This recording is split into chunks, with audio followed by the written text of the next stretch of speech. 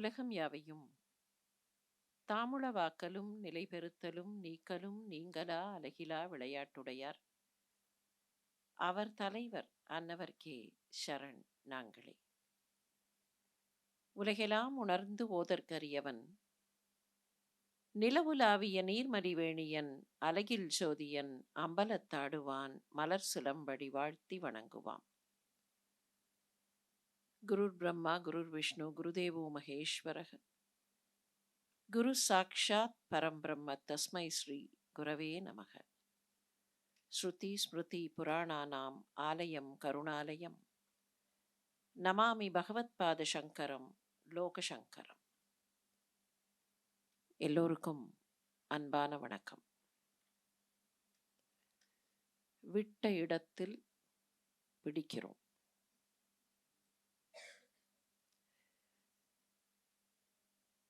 கங்கை எப்படி பூமிக்கு வந்தாள், சாந்தனுவின் முன் கதை என்ன என்பதை ஓரளவுக்கு நேற்று பார்த்தோம். அங்கே இருந்து தொடர்வோம்.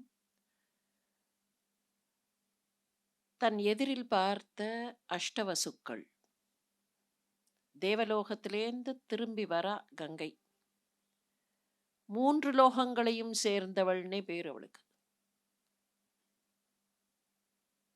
திரிலோகாதீதா, 3 லோகங்களையும் சேர்ந்தவள். என்ன 3 லோகங்கள் அப்படின்னா, ஆகாச கங்கை தானே, அதனால தேவலோகத்தை சேர்ந்தவள், பூலோகத்தை சேர்ந்தவள், இவற்றை தாண்டி இறை இருக்கை எதுவோ, கடவுள் எங்கே இருக்கிறாரோ அங்கேயும் இருப்பவள்னு கணக்கு அவளுக்கு.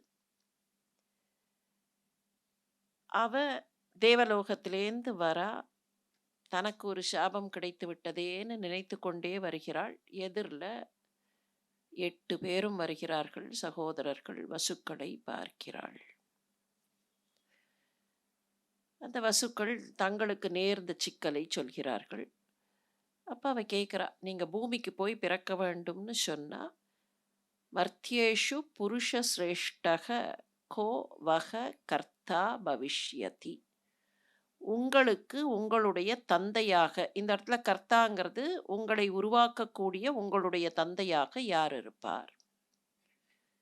அப்போ அவர்கள் சொல்லுகிறார்கள், வசிஷ்டர் சாபம் கொடுத்துட்டு பூமியில் பிறக்கும்போது யாருடைய பிள்ளைகள் அப்படிங்கிறோம் சொல்லிட்டார். அதனால பிரதீபஸ்ய சுதோ ராஜா சாந்தனுர் லோக விஸ்ருதக, பிரதீபனுடைய மகனான அரசகுலத்தில் தோன்ற இருக்கிற சாந்தனு எங்களுக்கு தந்தையாக இருப்பார். பவிதா மானுஷே லோகே நக கர்த்தா பவிஷ்யதி, மனுஷலோகத்தில் எங்களுக்கு இவர்தான் தந்தையாக இருப்பார். அப்போ அவளும் சந்தோஷப்படுறா. ஏன்னா அப்பதான் இப்போ மகாபிஷக் என்ன கேட்டிருந்தார், நான் பிரதீபனுடைய மகனாக பிறக்க வேண்டும்னு தானே கேட்டிருந்தார். அப்போ அது ஒத்து போகும். இல்லைன்னா அது வேற இது வேறன்னா என்ன பண்ணுறது? இது எல்லாம் கரெக்டாக ஜிக்ஸா பசிலில் வந்து உட்காருகிறது அப்படின்னு அவன் நினைக்கிறா. பிரியம் தஸ்ய கரிஷ்யாமி, ரொம்ப சந்தோஷம், நீங்கள் என்ன கேட்கிறீர்களோ அதே போல நான் செய்கிறேன். அம்மா நீ தான் எங்களுக்கு தாயாக இருக்க வேண்டும்னு இதுக்கு முன்னால் கேட்கிறார்கள். கவலைப்படாதீர்கள், நீங்கள் விருப்பப்படுவதை நான் செய்கிறேன். அப்போ அவர்கள் தான் ஒரு ரிக்வெஸ்ட் வைக்கிறார்கள், நாங்கள் 8 பேரும் பிறந்த உடனே எங்களை தண்ணியில் தூக்கி போட்டுடு. ஜாதான் குமாரான் ஸ்வான் அப்சு பிரக்ஷேப்தும், தண்ணியில் அப்சுல அப்பூல தூக்கி எங்களை போட்டுடுமா. அப்பத்தான் நாங்கள் ரொம்ப நாள் பூமியில் இருக்க வேண்டி இருக்காது. யதா ந சிரகாலம் நிஷ்கிருதிம் திரிலோகே, அம்மா 3 லோகத்தையும் சேர்ந்தவளே, நாங்கள் பூமியில் ரொம்ப நாள் இருக்கக்கூடாது, அதனால் நாங்கள் பிறந்த உடனே எங்களை தூக்கி தண்ணியில் போட்டுடு. சரி, அதே மாதிரி போடுறேன்னு ஒத்துக்கிறா. ஏவம் ஏதத் கரிஷ்யாமி புத்திரஸ்தஸ்ய விதீயதாம், நான் அதே மாதிரி பண்ணுறேன். என்ன ஒன்றே ஒன்று, நாஸ்ய மோகக சங்கமக சியாத் புத்திர ஹேதோர் மயா சக, நான் அந்த சாந்தனுவோடு வாழ வேண்டும். அப்படி வாழ்ந்தால்தான் நீங்கள் என்னுடைய புதல்வர்களாக பிறக்க முடியும். உங்களை தூக்கி தண்ணீல போடுறதுக்கு நான் ஒத்துக்கிறேன். ஆனா, நாங்கள் வாழ்ந்த வாழ்க்கைக்கு ஒரு மகன் இருக்க மாட்டான். அந்த குலத்திற்கு ஒரு மகன் கிடைக்க மாட்டானே! என்ன செய்யறது? அப்படி ஒரு மகனுக்கு நான் ஏதாவது ஒரு விதத்தில ஹேத்துவாக இருக்கணும்னு பார்க்குறேன். அந்த வம்சத்திற்குங்கும்போது தான், அவர்கள் நம்ம நேத்திக்கு பார்த்தோம் இல்லையா?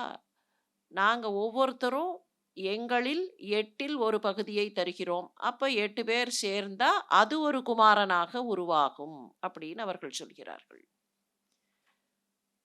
இந்த இடத்திலேருந்து அப்படியே கன்டின்யூ பண்ணுவோம். என்ன நடக்கிறது? இதற்கு பின்ன எப்படி வருகிறார்கள்? யார் யார் எங்கெங்கே வருகிறார்கள்? பிரதீபன் என்கிற மன்னன். குருவம்சத்தில் மிகச்சிறந்தவனாக தோன்றியிருக்கிற மன்னன். இந்த பிரதீபன் சிபி சக்கரவர்த்தி. எந்த சிபி சக்கரவர்த்தின்னு நமக்கு தெரியாது. நம்ம இக்ஷ்வாகு குலத்துல இருக்கிற சிபி சக்கரவர்த்தி. ஏன்னா இந்த நேம்ஸ் எல்லாம் they get repeated. சிபி சக்கரவர்த்தியினுடைய மகளான சுனந்தையை மணந்திருக்கிறான். இந்த மன்னன் ஒரு நாளைக்கு அப்படியே காட்டுப்பகுதியில போகிறான். ஆற்றங்கரை ஓரமாக போகிறான். கங்கை நதிக்கரை ஓரமாக போகிறான். அவன் ஏதோ எதேச்சியா போறான். அப்போ அவன் எதிர்ல ஒரு அழகான பெண் வருகிறாள். அந்த பெண்ணை பார்த்துட்டு அவன் கேட்குறான், அம்மா நீ இங்க எதிர்ல நடந்து வரியே, நான் உனக்கு ஏதாவது உதவி செய்ய முடியுமா? இன்னைக்கு இருக்கிற பார்வையில அவ பாட்டுக்கு நடந்து வந்தா என்னத்துக்காக இவன் போய் அவகிட்ட முதல்ல பேசினான் அப்படின்னு ஒரு கேள்வி கேட்போம் நாம. அவ ஒண்ணுமே கேட்கலையே, அதுக்குள்ள இவனா போய் ப்ரோஆக்டிவா ஏன் பேசினான்? What was his intention? ஒண்ணு புரிஞ்சுக்கணும். அரசர்கள் தனியாக ஒரு பெண் வந்தால், அம்மா ஏதாவது உதவி செய்ய வேண்டுமா? உனக்கு உதவி தேவைப்படுகிறதா?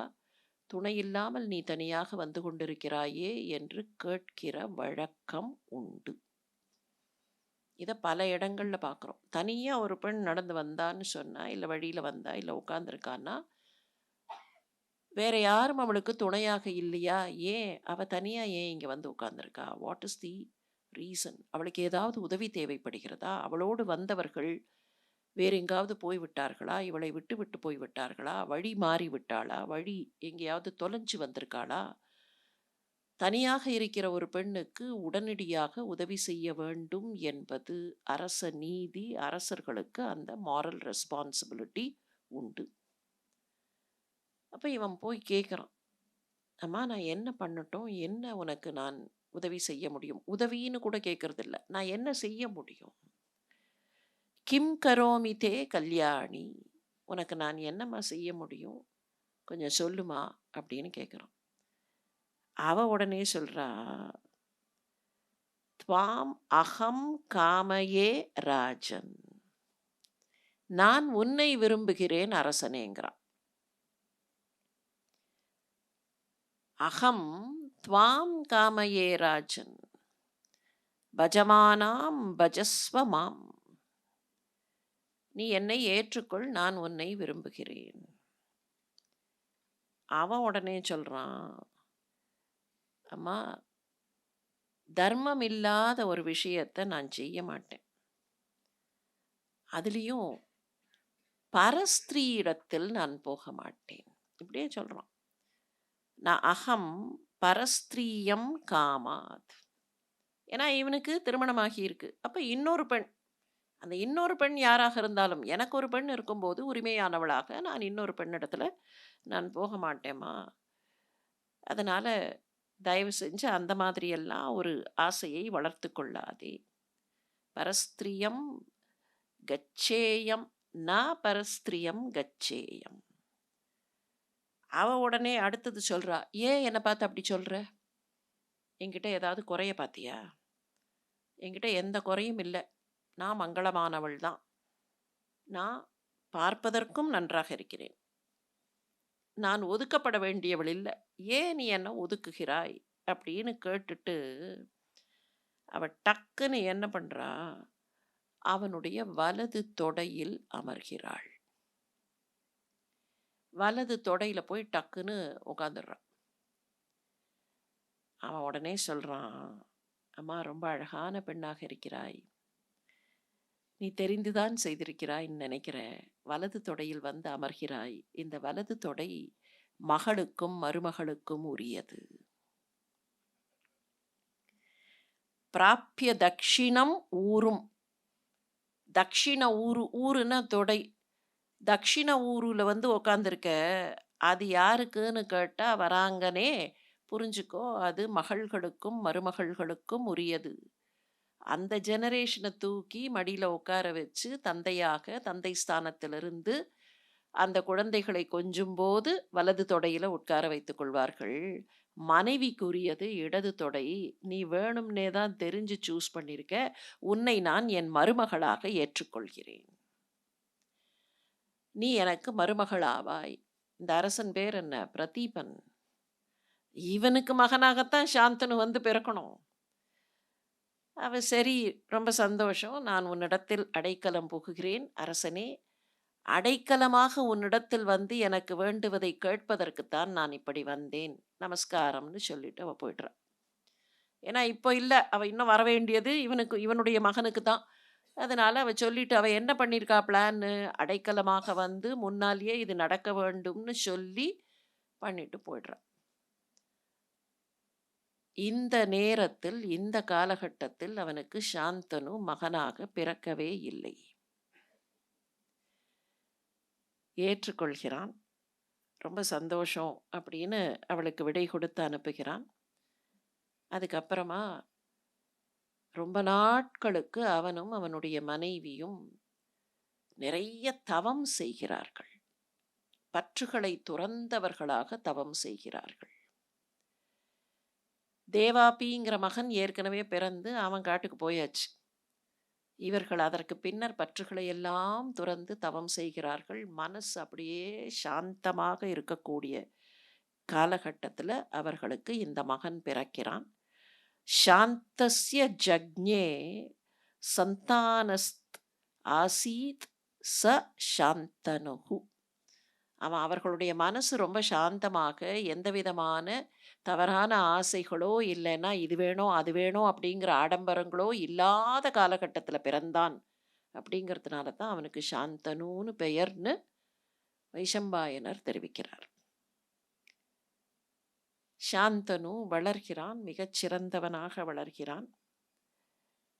அவன் ஒரு இளைஞனாக வளர்ந்த உடனே அவனை ஒரு நாள் கூப்பிட்டு பக்கத்தில் உட்கார வச்சுட்டு அவ அப்பா சொல்கிறார், பிரதீபன், அப்பா மகனே, இன்னும் கொஞ்ச நாள்ல உனக்கு பட்டம் கட்டிவிட்டு நான் வனத்திற்கு போய்விடுவேன். உன்னுடைய தம்பி ஒரு பகுதி, இந்த பாஹ்லிகனுக்கு தான் பாஹ்லிகம் அப்படிங்கிற ஒரு பகுதியை கொடுத்ததாகவும், அந்த பாஹ்லிகம்ங்கிற பகுதி வடமேற்கு வட்டாரத்தில் இருந்தது, ஆப்கானிஸ்தான் பக்கத்தில் இருந்தது அப்படின்னெல்லாம் சில தியரிஸ்லாம் உண்டு. இப்போதைக்கு அதை விட்டுருவோம், நமக்கு அது தேவையில்லை. இவனை கூப்பிட்டு, உனக்கு நான் பட்டம் கட்ட போகிறேன், நான் வானப்பிரஸ்தம் போக போகிறேன், ஆனால் உனக்கு ஒன்று சொல்கிறேன், கொஞ்ச நாள் கழித்து உன்னை ஒரு தேவதை சந்திப்பாள். தெய்வ மகளாக இருக்கக்கூடிய ஒருத்தி சந்திப்பாள். எங்கேயாவது நீ இருக்கும்போது அவள் உன்னை வந்து பார்ப்பா. அவளை நிராகரிக்காத. அவளை மணந்து கொண்டு அவளோடு வாழ்க்கை நடத்து. அப்படி வாழ்க்கை நடத்தும் போது அவ என்ன செஞ்சாலும் கேள்வி கேட்காத. என்ன செஞ்சாலும் கேள்வி கேட்காத. ஏன்னா அவ நான் அடைக்கலம் புகுகிறேன்னு வந்து மாமனார்கிட்ட சொன்னாளா இல்லையா? அப்பவே சொல்லிடுறா, ஒண்ணே ஒண்ணு, உனக்கு மருமகளாக நான் வருகிறேன், உன்னுடைய மகனுக்கு மனைவியாக நான் வருகிறேன், நன்றி என்னை ஏற்றுக்கொண்டதற்கு. ஆனா உன்னுடைய மகன் என்னை எந்த கேள்வியும் கேட்கக்கூடாது அப்படின்னு அவ சொல்லிட்டு போயிடுறா.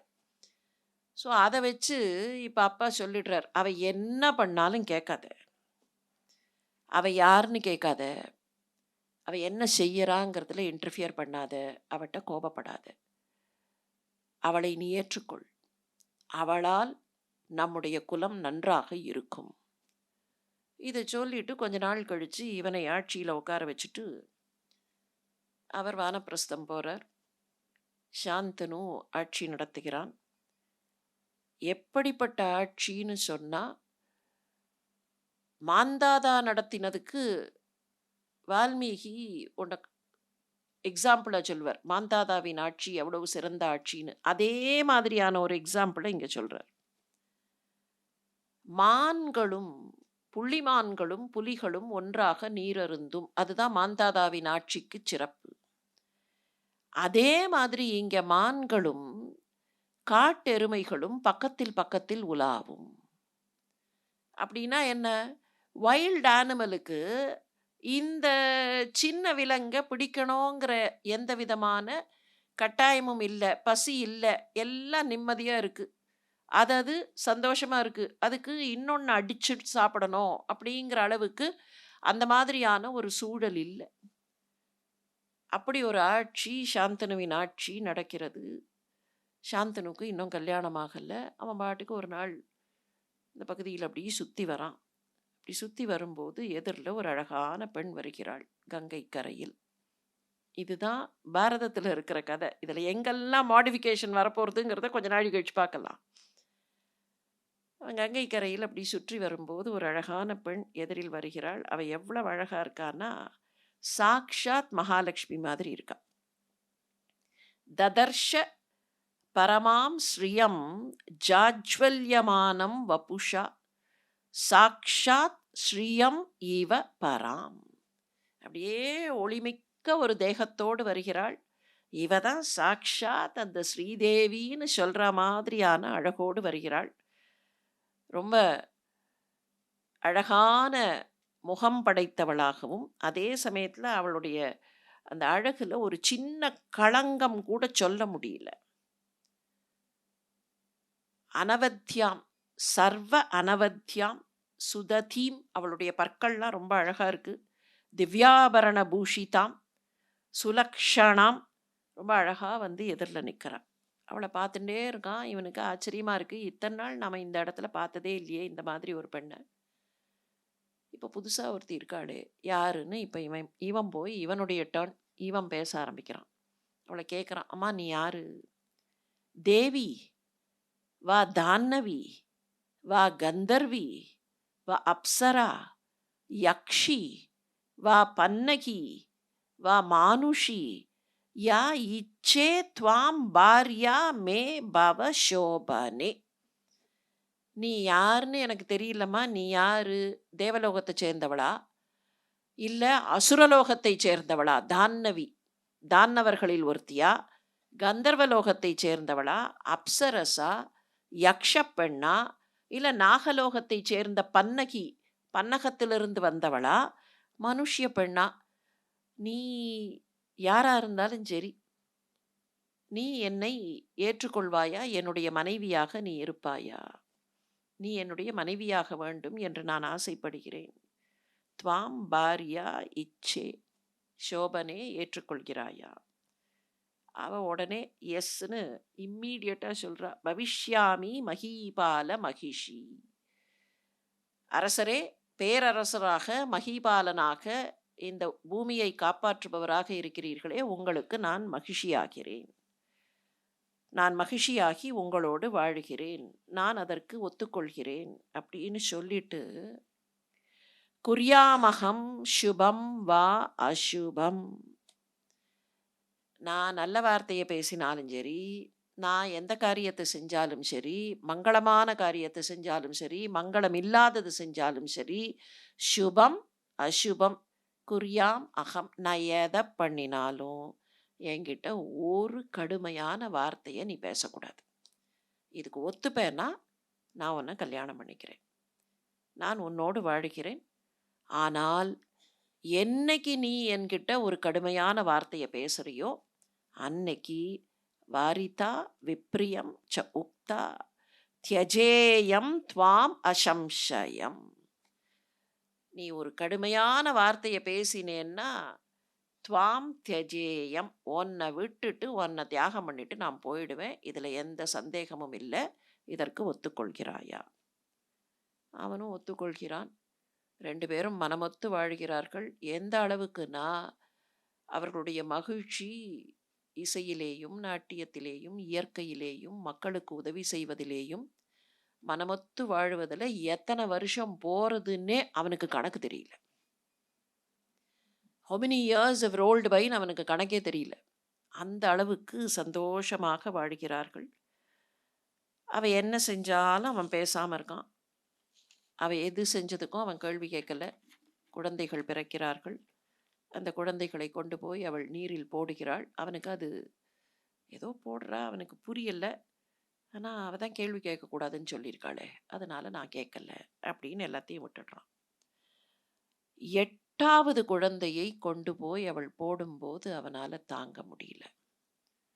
அப்போ நேரா வரான். மா வதி, கொல்லாதம்மா, இந்த குழந்தைய கொல்லாத, வதம் பண்ணாத, ஒரு குழந்தையை ஏன் வதம் பண்ற? கஸ்ய காசீதி, நீ யார், எங்கேருந்து வந்த, எந்த இடத்துல இருந்து வந்த நீ? கிம் ஹினஸ்தி சுதாநிதி, ஒரு குழந்தைய போய் யாராவது கொல்லுவார்களா? எதுக்கு நீ குழந்தைய கொல்ற? குழந்தைய கொல்றதுனால எவ்வளோ பெரிய பாவம்னு உனக்கு தெரியுமா? இவன் பேசுறான். சுமத் பாபம் புத்திரதனி சம்பிராப்தம், இந்த குழந்தைகளை கொன்னதுனால நீ எவ்வளோ பெரிய பாவத்தை சேர்த்துக்கிறேன்னு உனக்கு தெரியுமா? ஏன் இந்த மாதிரி செய்கிறாய்? இந்த மாதிரி எல்லாம் பண்ணாத, உனக்கு நிறைய பாவம் கிடைக்கும். இந்த குழந்தை இருக்கட்டும், இந்த குழந்தை எனக்கு வேண்டும் அப்படிங்கிறான். இந்த குழந்தை வேணும்னு கேட்டியா இல்லையா? இந்த குழந்தை உனக்கு தங்கும். நீ ஒரு நல்ல தந்தையாக இருப்பாய், அவன் உனக்கு ஒரு நல்ல மகனாக இருப்பான். ஆனால் நான் புறப்படுகிறேன், போகிறேன். அப்பதான், அம்மா நீ யாரு, எதுக்காக வந்த, யாருன்னே எனக்கு புரியலையே, என்னான்னு சொல்லு. அவ கங்கைங்கிறது அவனுக்கு இவ்வளோ நாள் தெரியாது. நீ யாரு அப்படின்னு கேட்டோன்னா அவ சொல்ல ஆரம்பிக்கிறா, அகம் கங்கா, நான் தான் கங்கை. ஜஹ்னு சுதா, சந்தேகம் வரக்கூடாது, எந்த கங்கைன்னு அவனுக்கு கன்ஃபியூஷன் வரக்கூடாதுங்கிறதுக்காக ஜஹ்னு முனிவருடைய மகள் நான், ஜக்னு சுதா. சரி, நான் என்னத்துக்காக வந்தேன் தெரியுமா? இங்க தேவகாரியத்தை சித்தியர்த்தம், தேவகாரியத்தை நடத்துவதற்காக வந்தேன். என்னை மகரிஷிகளெல்லாம் வணங்குகிறார்கள். மகர்ஷி கண சேவிதா, அதையும் சொல்லிக்கிறா. அகம் கங்கா, ஜஹ்னு சுதா, மகர்ஷி கண சேவிதா. அவளுடைய கிரெடென்ஷியல் அது ஒன்று இல்லையா? மகரிஷிகளெல்லாம் என்னை வணங்குகிறார்கள், தேவகாரியத்தை நடத்துவதற்காக நான் இங்கே வந்தேன். தேவகாரியத்தை நடத்துறதுக்கு வந்தியா? எனக்கு ஒன்றுமே புரியலையேன்னு அவன் கேட்ட உடனே அவ சொல்ல ஆரம்பிக்கிறா. இமே அஷ்டௌ வசவோ மகாபாகா மகா ஓஜசக வசிஷ்டசாப தோஷேன மானுஷ புத்திர மகதா. இவர்களெல்லாம் மனித புத்திரர்களாக வந்தார்கள். ஏன் வந்தார்கள்? வசிஷ்டருடைய சாபத்தினால் வந்தார்கள். இவர்களெல்லாம் பலம் பொருந்தியவர்கள், தேஜஸ் பொருந்தியவர்கள், மகா ஔஜசக, எல்லாம் ஓஜஸ் பொருந்தியவர்கள். இருந்தாலும் இந்த அஷ்டவசுக்கள் தான் இங்கே வந்தார்கள். 8 குழந்தைகள் இந்த அஷ்டவசுக்கள். ஒன்று தெரியுமா உனக்கு? வசுக்கள் பூமியில பிறக்கணும்னா அவர்களுக்கு தாயாக இருப்பதற்கு வேறு யாரும் சித்தமாக இல்லை. எனவேதான் நான் இந்த பூமிக்கு வந்தேன். அவர்களுக்கு தாயாக இருப்பதற்கு பூமியில் இருக்கிற எந்த பெண்ணும் சித்தமாக இல்லை.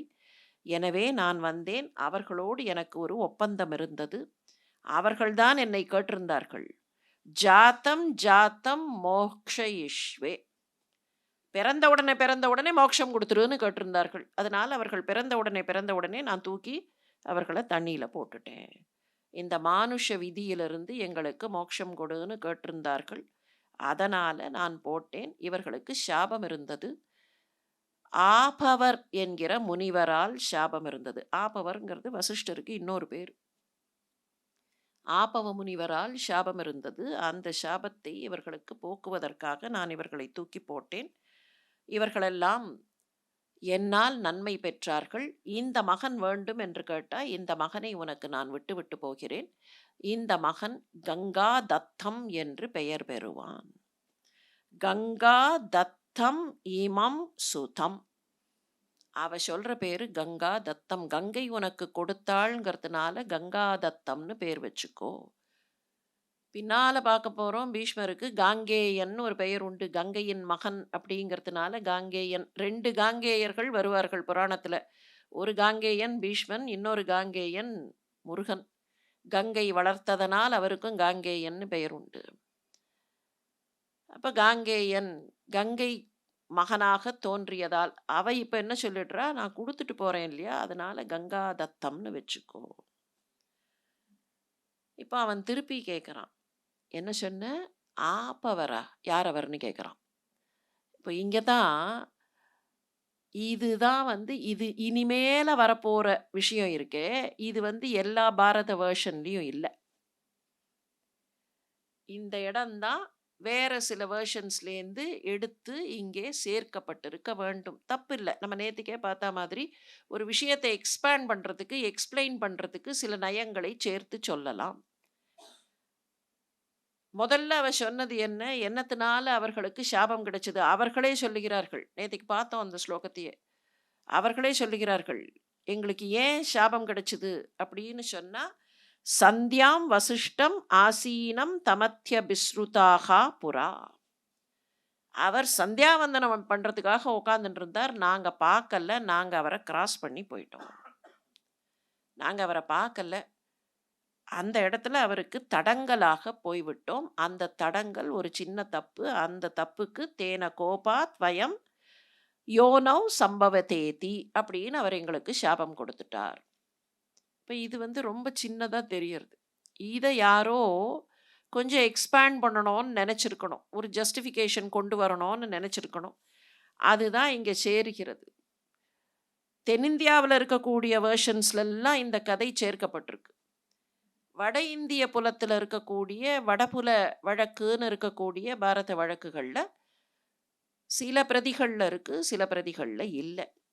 இப்ப அவன் கேட்குறான், என்ன காரணத்தினால இது சேர்க்கப்பட்டிருக்குன்னு புரிஞ்சுக்கலான்னா, வசிஷ்டர் யாருன்னு கூட தெரியாம சாந்தனு இருந்திருக்க முடியுமா? யார் அவர்ன்னு கேட்குறான். யார் அவர்? ஆபவர், வசிஷ்டர் அப்படின்னுலாம் சொல்றியே, அவர் யாரு? ஆபவோ நாமக்கோ? யாருன்னு தெரியலையே. அவர் என்னத்துக்காக இப்படியெல்லாம் சாபம் கொடுத்தார்? இந்த வசுக்கள் என்ன பண்ணினார்கள்? வசூனாம் கிம் ச துஷ்கிருதம். இங்க மானுஷ யோனியில பிறக்கறதுக்கு மானுஷ யோனி ஆகதக அவர்கள் என்ன தப்பு பண்ணினார்கள் அப்படின்னு கேட்ட உடனே அவ மறுபடியும் ஆரம்பிக்கிறா. மறுபடியும் அந்த கதையை சொல்ல போறா. எப்படி இந்த கதையை அவ கொண்டு போறா? இல்ல அவ எப்படி சொல்றா? வைஷம்பாயனர் தான் கடைசியில சொல்றாருங்கிற மாதிரி வருது. இருந்தாலும் அந்த கங்கை என்ன சொல்கிறாள்? அப்பா, வருணனுக்கு பிறந்த மகன்தான் வசிஷ்டர் என்கிற ரிஷி. வருணனுக்கு ஒரு மகன். லபே வருணக புத்திரம் புரா. அந்த புத்திரனுக்கு வசிஷ்ட நாமா சக முனிகி. அவருக்கு தான் பிற்காலத்துல ஆபவர் அப்படின்னு ஒரு பெயர் வந்தது. இந்த வசிஷ்ட முனி மிகப்பெரிய தவசீலராக இருந்தார். ஆசிரமம் வைத்திருந்தார். தக்ஷனுக்கு ஒரு மகள். அவளுக்கு சுரபின்னு பேரு. தக்ஷஸ்ய துஹிதா. அவளுக்கு சுரபி இத்யபி சப்திதா. அவளுக்கு என்ன சப்தம், அவளுடைய பெயர் என்னன்னு கேட்டா சுரபின்னு பேரு. அந்த சுரபி ஒரு கன்றுக்குட்டியை ஈன்றாள். அனுக்கிரகார்த்தம் ஜகதக சர்வ காமதுகாம் வரா. இந்த பூமிக்கு நன்மையை தர வேண்டும் என்பதற்காக, பூமிக்கு எல்லாவற்றையும் கொடுக்க வேண்டும் என்பதற்காக ஒரு கன்றுக்குட்டியை ஈன்றாள். அந்த கன்றுக்கு என்ன பேருன்னு இப்ப சொல்லல, பின்னால தான் நந்தினின்னு பேரை சொல்ல போறா. அந்த கன்றை வசிஷ்டர் தன்னுடைய ஹோமங்களுக்காக, உலகத்திற்கு நன்மைக்காகத்தானே அவருடைய ஹோமங்கள், அந்த ஹோமங்களுக்காக தன்னுடைய ஆசிரமத்திற்கு வரவழைத்து வைத்து கொண்டிருந்தார். அந்த சமயத்துல அவ பாட்டுக்கு எங்க வேணாலும் போவா, எங்க வேணாலும் திரிவா. நந்தினியை யாரும் கட்டுப்படுத்த முடியாது. ஏன்னா வசிஷ்டருடைய ஆசிரமத்துல இருக்காங்கிறதுனால அவ எங்க வேணாலும் போவா. அந்த சமயத்துல அஷ்டவசுக்கள் அந்த பக்கமாக தங்களுடைய மனைவிமார்களோடு உல்லாசமாக இருப்பதற்கு வந்தார்கள். அப்படி வந்தவர்கள் இங்கேயும் அங்கேயும் சுற்றியபோது அந்த நந்தினியை பார்த்தார்கள். நந்தினியை பார்த்தபோது நந்தினிய பார்த்துட்டு இந்த 8 பேர்ல கடைசியில ஒருத்தன் இருக்கான். அவனுடைய மனைவிக்கு நந்தினி மேல ஒரு ஆசை வந்தது. இந்த 8வது வசு இருக்கானே, அவனுக்கு கங்கை அங்க சொல்ற பெயர் தியோன். தியூ தியூன்னு சொன்னா ஒளின்னு அர்த்தம். சாதாரணமா மற்ற கதைகள்ல வரும்போது பிரபாசன் அப்படிங்கிற பெயரை சொல்லுவோம். பிரபாசம்னா ஒளி. இந்த அஷ்டவசுக்கள் யாருங்கிறத கொஞ்சம் புரிஞ்சுட்டோம்னா இந்த பெயர் குழப்பம் நமக்கு வராது. பஞ்சபூதங்கள் 5. இந்த பஞ்சபூதங்களுக்கு காப்பாளர்களாக இருப்பவர்கள்தான் அஷ்டவசுக்கள். அப்படின்னா எப்படி 5 தானே வரணும் அப்படின்னு கேட்கிறீர்கள் இல்லையா? மிச்சம் 3 பேர் யாரு? நான் மறுபடியும் அந்த நேம்ஸ் சொல்றேன். அப்போ புரிஞ்சிரும். ஆப நீருக்கு காப்பாளன். துருவன் அண்ட சராசரத்திற்கு காப்பாளன். சோம வெளிச்சத்திற்கு திங்களுக்கு காப்பாளனாக இருப்பவன். தரன் பூமிக்கு காப்பாளன். அனலன் அனிலன் நெருப்புக்கு ஒருத்தன், காற்றுக்கு ஒருத்தன். பிரத்யுஷன் பிரபாசன். பிரத்யுஷன் என்பது வைகறை தோற்றம், அந்த விடியல் காலை பொழுதின் தோற்றம், அதற்கு ஒருத்தன் காப்பாளன். பிரபாசன் வெளிச்சத்திற்கு காப்பாளன். டிப்பிக்கலா பஞ்சபூதம் அப்படின்னு வராது. நீருக்கு ஆப்ப வந்துட்டான், பிருத்விக்கு தரன் வந்துட்டான், அனலன் அனிலன் வந்துட்டார்கள். மிச்சம் இருக்கிற 4 பேரும் ஆகாசம். இப்ப ஆகாசம்ங்கிறத ஒரு தனி பிசிக்கல் என்டிட்டியா கொண்டு போக முடியாது. பஞ்சபூதத்துல நாம சொன்னா கூட ஸ்பேஸுங்கிறது ஒரு பிசிக்கல் என்டிட்டி கிடையாது. ஸ்பேஸை பார்க்குறோம்னு சொல்றோம். Space cannot be seen. கண்ணால பார்க்க முடியாது. அப்படின்னா நம்ம என்னமோ பார்க்குறோமே, ஆகாசத்தை நான் பார்க்குறேனே அப்படின்னா ஆகாசத்தை பார்க்கல. இன்டர்ஸ்டெல்லார் ஸ்பேஸ் இருக்கிறதா நம்முடைய பிரெயின் பர்சீவ் பண்றது. நீங்க ஒன்றும் இல்லை, ஒரு வெட்ட வெளியா ஒரு இடம் இருக்குன்னு வச்சுப்போம், பொட்டல் காடு அப்படிமோ, அதனுடைய டைமென்ஷன்ஸை பர்சீவ் பண்றது கஷ்டம். அதே இடத்துக்கு இங்க ஒரு செவரு இங்க ஒரு செவருன்னு வச்சுட்டா அதுக்கு நடுவுல இருக்கிற இடம் இது ரூமுங்கிறோம். நம்ம இங்கேயும் ஸ்பேஸ் தானே, இந்த ஸ்பேஸை பார்க்குறோமா? இந்த ஸ்பேஸ் தானே இங்க இருக்கு. இந்த ஸ்பேஸை நாம பார்க்கல. இங்க இருக்கக்கூடிய ஆட்களை, என்டிட்டிஸை பார்த்துட்டு இந்த இடத்துல இடைவெளி இருக்கிறது அப்படின்னு ஒரு பேட்டர்ன் ரெக்கக்னிஷன்ல போறோம். அதனால தான் இந்த ஸ்பேஸ் கான்செப்டை என்ன பண்ணினார்கள், இதுக்கு 4 வெளிச்சம், ஒரு குளுமையான வெளிச்சம், வைகறை வெளிச்சம், பிரபாசம் மொத்தத்தில் இருக்கக்கூடிய வெளிச்சம், இந்த கோள் மண்டலங்களுக்கு அடையாளம் காட்டக்கூடிய துருவன், இது எல்லாமே இன்டர்ஸ்டெல்லார் அப்படின்னு சொல்றமே, இந்த ஸ்டெல்லார் பார்ட்டிகிள்ஸ் தான். துருவனா இருக்கட்டும், சோமனா இருக்கட்டும், பிரத்யூஷனா இருக்கட்டும், பிரபாசனா இருக்கட்டும், எல்லாமே ஸ்டெல்லார் பார்ட்டிகிள்ஸ். இந்த ஸ்டெல்லார் பார்ட்டிகிள்ஸுக்கு காப்பாளர்கள் அப்படின்னு சொல்லியாச்சுன்னா, ஸ்டெல்லார் பார்ட்டிகிள்ஸுக்கு நடுவில் இருக்கிற ஸ்பேஸுக்கும் அவர்கள் தான் காப்பாளர்கள். அப்போ 8 பேர். இந்த 8 பேரும் இதற்கான காப்பாளர்கள்னு கணக்கு. இந்த 8 பேருக்கும் அவரவர்கள் மனைவிமார்கள். இந்த 8 பேரும் சுத்தி கொண்டு வருகிறார்கள். அப்படி சுத்தின்னு வரும்போது கடைசியில இருக்கிறவனுக்கு இங்க என்ன பெயர் வருகிறது? பிரபாசன்ங்கிற பெயர் தான். தியூ. தியூனா வெளிச்சம். தியுமான் அப்படின்னு சொன்னாலே வானத்தினுடைய வெளிச்சத்துக்கு தான் தியுமான்னு பேரு. மந்திரங்கள்ல தியுமான் வந்ததுன்னா அவன் வானத்தினுடைய வெளிச்சம்னு அர்த்தம். அந்த தியூவுக்கு ஒரு மனைவி. அவ தான் பார்க்கறா. பார்த்துட்டு இந்த பசு ரொம்ப அழகா இருக்கே அப்படிங்கிற. அழகா இருக்கேன்னு சொன்னதோட நிறுத்தல. கௌருஸ் உத்தம, இது பார்த்தா எனக்கு ரொம்ப அழகா இருக்கு, இது என்ன அப்படின்னு தன் கணவன்கிட்ட கேட்டோன்னு அவன் சொல்றான், அம்மா இது வருணனுடைய மகன் இருக்காரே வசிஷ்டர், அவருடைய பசு, இது அவருடைய ஆசிரமத்தை சேர்ந்தது, அதனால இது அவருக்கு உரிமையானது.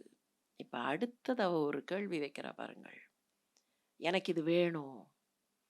எதுக்கு வேணும்னு ஒரு ரீசன் சொல்றா. இந்த ரீசன் கொஞ்சம் நம்ம நெனச்சு பார்த்தோம்னா, அவரவர்களுடைய திங்கிங் ப்ராசஸ்ல இத எப்படி வேணாலும் நெனச்சு பார்த்துக்கலாம். இந்த கதைகளுக்கெல்லாம் there is no full stop.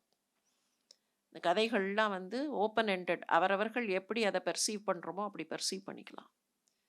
அது காரணம் சொல்றா. எனக்கு எதுக்கு வேணும் தெரியுமா இது? எனக்கு ஒரு மனுஷ தோழி இருக்கா.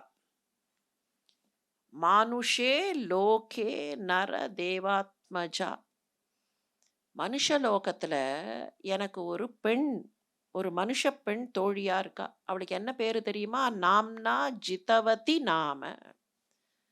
அவளுக்கு ஜிதவதின்னு பேரு. ரொம்ப அழகா இருப்பா. அவ எனக்கு தோழி. அவ யாருன்னு கேட்டா, உஷினரன் என்கிற அரசன். அந்த அரசன் ரிஷியுமாக இருக்கிறான். அவனுடைய மகள். எனக்கு இந்த பசு அவளுக்காக வேணும். இந்த பசு எதுக்கு வேணும்னா, எனக்கு அவளுக்காக வேணும். இந்த பசுவ கொண்டு போய் நான் அவகிட்ட குடுத்துட்டேன்னா, அவளுக்கு நோய் வராது. அவள் நீண்ட காலம் இருப்பாள். அவள் அழகாக இருப்பாள். நான் இத பண்ணியே தீரணும் அவளுக்கு. அவளுக்காக இதை நான் பெற்றுக்கொண்டு போக வேண்டும். எனக்கு இத எப்படியாவது குடு. எனக்கு இதுதான் வேணும். எனக்கு வேற ஒண்ணும் வேண்டாம். நான் உன்கிட்ட வேற எதுவும் கேட்கல. எனக்கு இது வேண்டும். இத கேட்ட உடனே அந்த தியூ அவ சொன்னாங்கிறதுக்காக போய் நந்தினி பசுவை பிடிக்கிறான். நந்தினி பசுவை பிடிச்ச உடனே கூட அவனுடைய சகோதரர்களும் அங்கத்தானே இருக்கிறார்கள். அவர்களும் தடுக்கல. எல்லாருமா சேர்ந்து அந்த பசுவை அழைத்து கொண்டு போய்விடுகிறார்கள். ஆசிரம பகுதியில சாயங்காலம் திரும்பி வர வேண்டிய நந்தினி வரல. எல்லாரும் தேடுகிறார்கள். வேற எங்கேயோ போயிருக்கிற வசிஷ்டர் திரும்பி வரார். அவர் வந்துட்டு பார்க்கிறார். என்ன ஆச்சுன்னு கேட்கிறார். இந்த மாதிரி நந்தினியை காணோம்னு சொல்லுகிறார்கள். அப்படியான்னு கொஞ்ச நாள் யோசிக்கிறார். இங்கேயும் அங்கேயும் தேடுறார். அதுக்கப்புறமா ஞான திருஷ்டியில் இவர்கள்தான்னு கண்டுபிடிக்கிறார். உடனேயே ஹீ ப்ரொக்ளைம்ஸ் த கர்ஸ். இந்த நந்தினியை பிடித்து கொண்டு போனவர்கள் யாராக இருந்தாலும் சரி, அவர்கள் பூலோகத்தில் போய் பிறப்பார்கள்.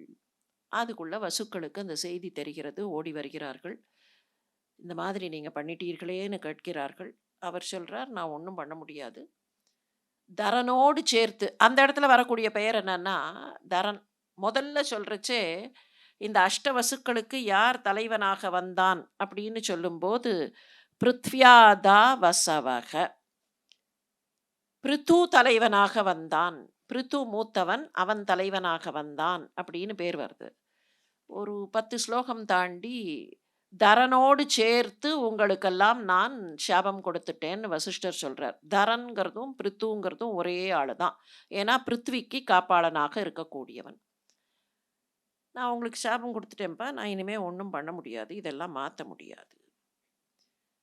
உடனே அவர்கள் கேட்கிறார்கள், வேற ஏதாவது எங்களுக்கு விமோச்சனம் கிடையாதா? அப்ப அவர் யோசிக்கிறார். யோசிச்சுட்டு சொல்றார், வேணா ஒன்னே ஒன்று பண்ணலாம். உங்களெல்லாம் ரொம்ப நாள் நான் பூமியில இல்லாம இருக்கிறதுக்கு ஏதாவது வழி பண்ணலாம். தியோ பண்ணின தப்பு அவனோட சேர்த்து உங்க எல்லாருக்கும் அந்த சாபம் கொடுத்துட்டேன். தௌஸ்ததா மானுஷே லோகே தீர்க்க காலம் ஸ்வகர்மணா. அவன் மாத்திரம் ரொம்ப நாள் தீர்க்க காலம் பூமியில இருப்பான். நீங்கள்லாம் அங்கிருந்து உடனடியாக வந்து விடலாம். அதற்கு வழி உண்டு. ஆனால் அவனுக்கு குழந்தைகள் இருக்காது. ந பிரஜாஸ்யதி. அவனுக்கு குழந்தைகள் இருக்காது. நீண்ட காலம் அவன் இருப்பான். அவனுக்கு குழந்தைகள் இருக்காது. இதோட இந்த கதை அப்படி போயிடுறது.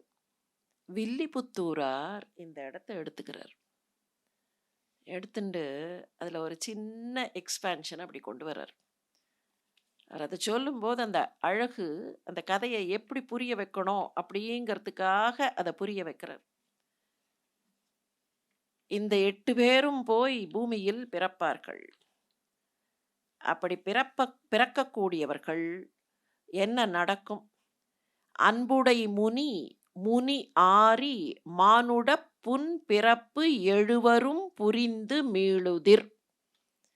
அன்புடை முனி. அன்புடை முனி யாரு? வசிஷ்ட முனி. முனி மாறி. முனினா கோபம்னு அர்த்தம்.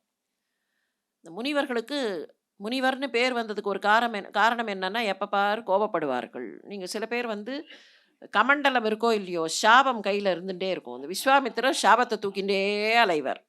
துர்வாசர் 2 கையிலயும் சாபத்த வச்சுன்ருப்பார். அதனால அவர்களுக்கு அதிகமா கோபம் வருங்கிறதுனாலேயே முனிவர்கள் அப்படின்னு ஒரு பேரு. அர்த்தம் அது இல்ல. அதர்மத்தை கண்டால் கோபப்படக்கூடியவர்கள். அதர்மம் நடந்ததுன்னா அதற்காக கோபப்படக்கூடியவர்கள். அதனால தான் மோதி மிதித்து விடு பாப்பான்னு சொன்னாரு. எங்கேயாவது தப்பு நடந்ததுன்னா கோபப்படு, ரௌத்ரம் பழகு. அதுதான் ரௌத்ரம் பழகு. தப்பு நடந்தா அத பார்த்து கோபப்படணும். கோபம் வந்ததுங்கிறதுக்காக கோபப்படக்கூடாது. நாம பல சமயத்துல எனக்கு கோபம் வருது அப்படிம்போம். அப்ப அது எங்கேருந்தோ ட்ரெயின்ல புறப்பட்டு, இல்ல ஃப்ளைட்ல புறப்பட்டு, டிக்கெட் போட்டு, அதோட இன்னொரு ஒரு கன்ஃபெஷன் ஸ்டேட்மெண்ட் இருக்கு. எனக்கு கெட்ட கோபம் வருது. It's a confession. எனக்கு வந்திருக்கிற கோபம் நியாயமான கோபம் இல்லை. என்னுடைய கோபம் தவறானது. அத நாமே சொல்லிடுறோம். என்னைக்காவது யாராவது எனக்கு நல்ல கோபம் வருது அப்படின்னு சொல்லியிருக்கிறார்களா? பாரதியார் ஒருத்தர் தான் ரௌத்ரம் பழகுன்னாரு. அந்த ரௌத்ரம்ங்கிறது நல்ல கோபம். அந்த கோபத்த பழகணும். அப்பதான் அது சரியா வரும். அது கத்துக்கணும். நல்ல கோபப்படுறதுக்கு கத்துக்கணும், ட்ரெய்னிங் எடுத்துக்கணும். கெட்ட கோபத்துக்கு ஒண்ணும் வேண்டாம். அது பாட்டுக்கு வந்து நிக்கும். முனிவர்கள் நல்ல கோபத்திற்கு உள்ளானவர்கள். அதனால தான் அவர்களுக்கு முனிவர்கள்னு பேரு. அன்புடை முனி, முனி ஆரி.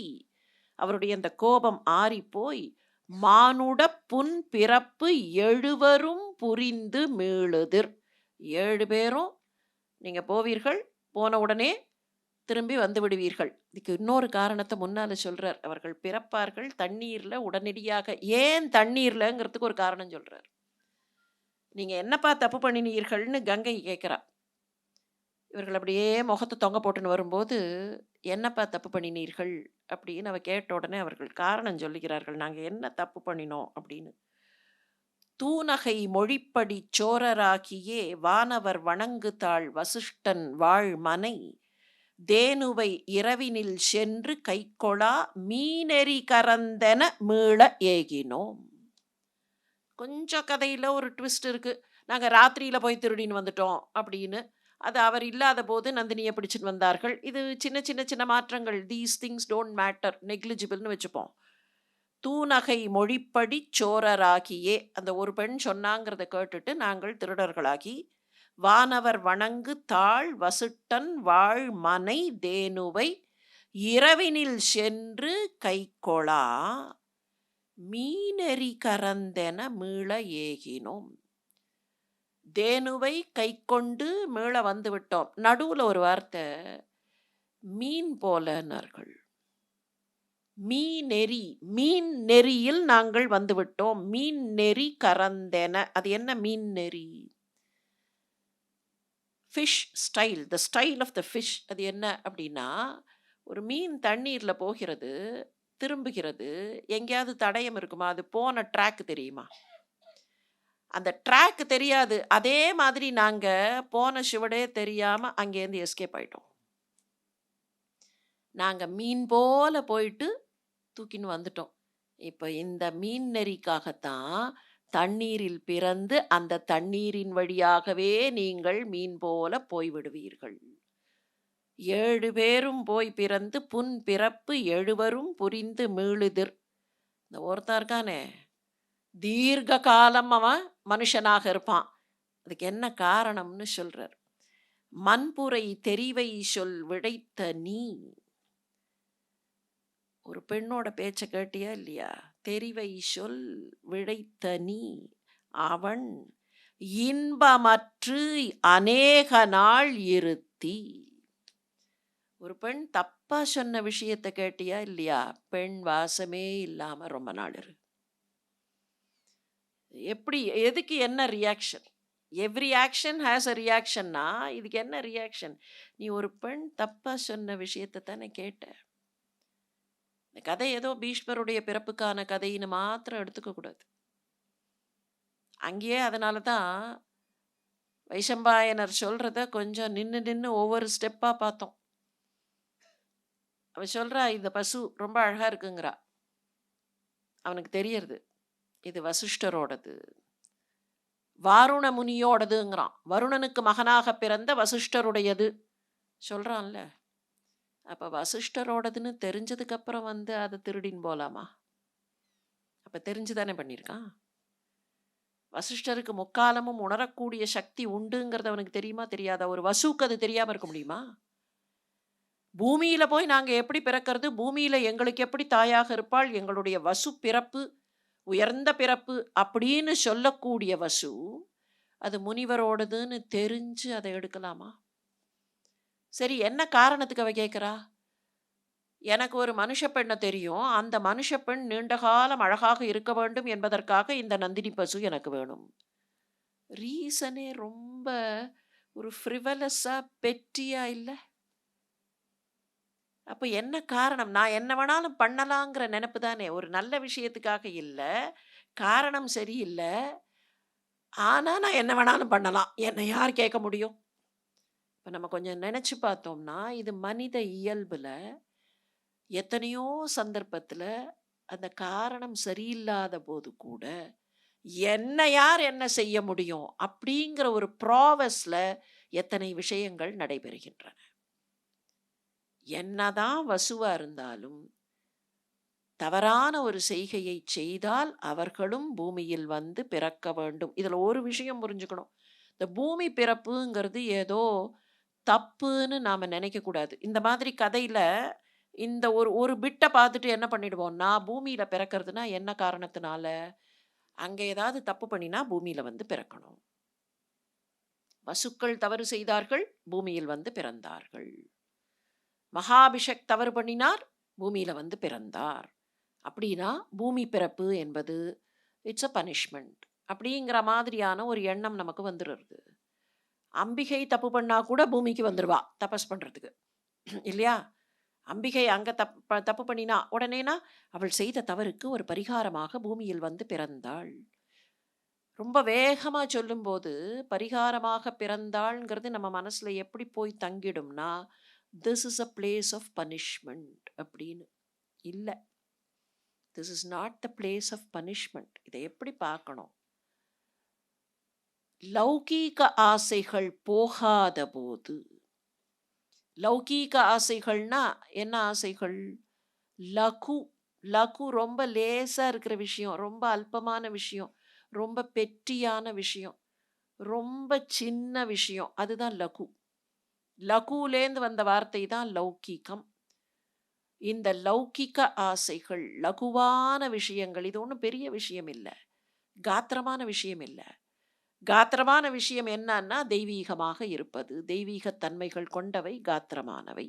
அந்த காத்திரம் இல்லாம ரொம்ப லகுவா இருக்கிற விஷயம் லோகத்துல சேர்ந்தது. இது ரெண்டுத்துக்கும் லௌகீக வரும். லோகத்தை சேர்ந்தது லகுவாக இருப்பது ரெண்டுமே லௌகீகன்னு நிற்கும். லோகத்தை சேர்ந்தது என்ன? லோகம்னா என்ன அர்த்தம்? லோகம் லோகம் லோகம்ங்கிறது தான் உலகம்னாச்சு அப்படின்னு எல்லாம் சொல்லுவோம். சில சமயத்தில் தமிழ் எழுதும்போது லோகநாதன்கிறத பேரை சில பேர் உலகநாதன் எழுதுவார்கள். லோகம் உலகம்னு ஆச்சு. லோகம்னா என்ன அர்த்தம்? லோகம்ங்கிறத எப்படி புரிஞ்சுக்கிறது? அவர் தான் அதை ரொம்ப தெளிவா சொல்லுவார். லோ லோங்கிற வார்த்தையை அப்படியே வச்சுப்போம். வேர்ச்சொல் லோ. லோகம்ங்கிறதுக்கு வேர்ச்சொல் லோ. இந்த லோ இங்கிலீஷ்ல எழுதினா எப்படி எழுதுவோம்? எல்ஓ. ஓகே போட்டா எல்ஓ ஓகே, லுக், ரைட்? மீன லோச்சனி. லோச்சனம்னா கண்ணு. எது பார்க்கப்படுகிறதோ, that which can be seen, அதுதான் லோகம். எதை பார்க்க முடியுமோ அது லோகம். காஞ்சி பெரியவா சொல்வர், தமிழ்ல கூட அதுக்கு பார்ன்னு தானே பேரு. பார்க்கப்படுவது பார். லோகம் அப்படின்னா பார்க்கப்படுவது, நமக்கு நம்ம கண்ணால பார்க்கப்படுவது. அந்த லோகம் அந்த லோகம் தேவலோகம் அந்த லோகம்லாம் சொல்றோம், நம்ம கண்ணுக்கு தெரியாது. அது வேற ஏதோ ஃப்ரீக்குவென்சியில் தெரியும், இந்த ஃப்ரீக்குவென்சியில் தெரியாது. இது பார்க்கப்படுகிறது.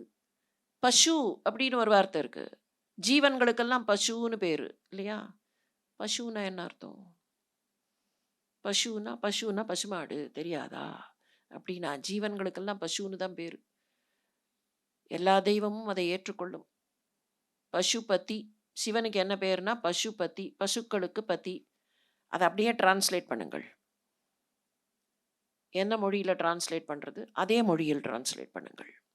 ஒரு வினோதமான டிரான்ஸ்லேஷன் அது. Generally you think translation is from one language to another language. Please translate within the same language. பசு, கோ, பதி, விந்தன். பசுபதி தான் கோவிந்தன், கோவிந்தன் தான் பசுபதி. 2 பேரும் ஒரே வேலையைத்தான் பண்ணினார்கள்.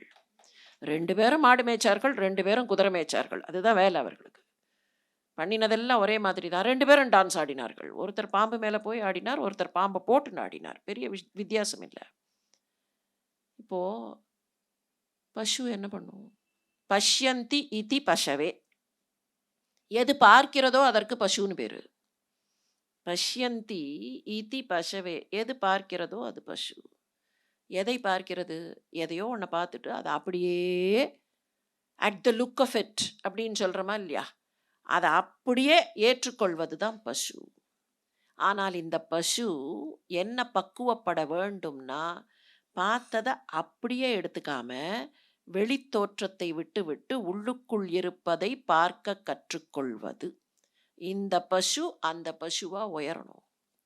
இது பிறக்கும்போது இந்த பசு எப்படி இருக்கும்னா, பார்க்கறத அப்படியே பார்த்துட்டு, இது வெள்ளையா இருக்கா, இது 5 அடியா, இது 4 அடியா, இது வேற அது வேற அப்படின்னு பார்ப்பது பசு. ஆனால் இந்த பசுத்தன்மை போய், இந்த பசுத்தன்மை லேசா இருக்கிறதெல்லாம் பார்க்கறது. லௌகீகத்தெல்லாம் பார்த்துட்டு, இது பளபளான்னு இருக்கு, இது நல்ல அழகா இருக்கு, இது நல்ல கம்ஃபர்டபுளா இருக்கு அப்படின்னு இந்த லௌகீகத்தை பார்க்கிற பசு, இதிலே இருந்து பக்குவப்பட்டு தெய்வத்தை பார்க்க கற்றுக்கொள்ள வேண்டும். அதற்கான ட்ரெய்னிங் கிரவுண்டு தான் இந்த பூமி. அதுக்கு தான் இது வந்து இங்கே பிறக்கிறது. This is not a place of punishment. This is a place where the பசு becomes mature enough. தன்னுடைய மெச்சூரிட்டியை இது பெறுவதற்கு. இந்த லகுத்தன்மையில் உனக்கு இன்னும் ஆசை இருக்கா? நீங்கள் இப்போ அந்த கதைகளெல்லாம் நினச்சி பாருங்கள். ஒருத்தி என்ன பண்ணா? அமிர்தவல்லின்னு பேர், இன்னொருத்திக்கு சௌந்தரவல்லின்னு பேர். 2 பேரும் அந்த பக்கமாக ஆறுமுக கடவுள் போன போது அப்படியே பார்த்துட்டே இருந்தார்கள். உடனே என்ன சாபம் கொடுத்தா அம்பாள்? 2 பேரும் பூமிக்கு போய் ஒத்தி வள்ளியா ஒத்தி தெய்வானையா பிறந்து கந்தனை மணந்து பின்னால் வாருங்கள்னா. இப்போ இந்த மாதிரி ஒரு கதை ஏன் வந்தது?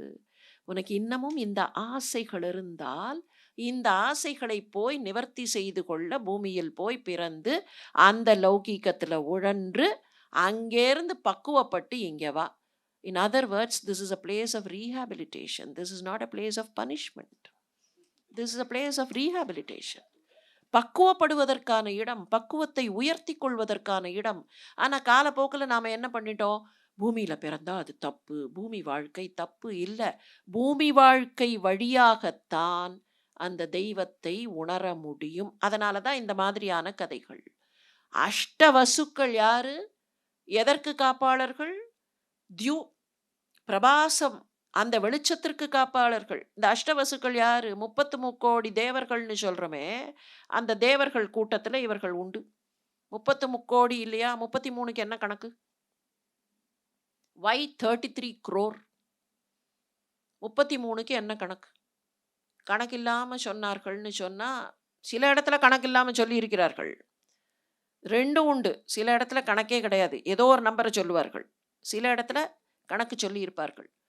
துவாதச ஆதித்யர்கள் 12 பேர், ஏகாதச ருத்ரர்கள் 11 பேர், அஷ்டவசுக்கள் எவ்வளவாச்சு? ரொம்ப சீரியஸாக கையை மடக்கி மடக்கி கணக்கு போட்டா 12 + 11 + 8 31.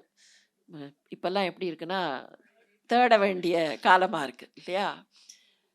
அஸ்வினி தேவர்கள் 2 பேர். 33 கணக்கு வந்துருத்தா? ஒவ்வொருத்தருக்கும் ஒரு வர்க்கம், ஒரு கோடின்னு கணக்கு. இந்த 33க்கும் ஒவ்வொரு வர்க்கம், அவர்களுக்கான வர்க்கம் கோடி, அவர்களை போன்றவர்கள் அல்லது அவர்களுடைய ஆற்றல்கள்.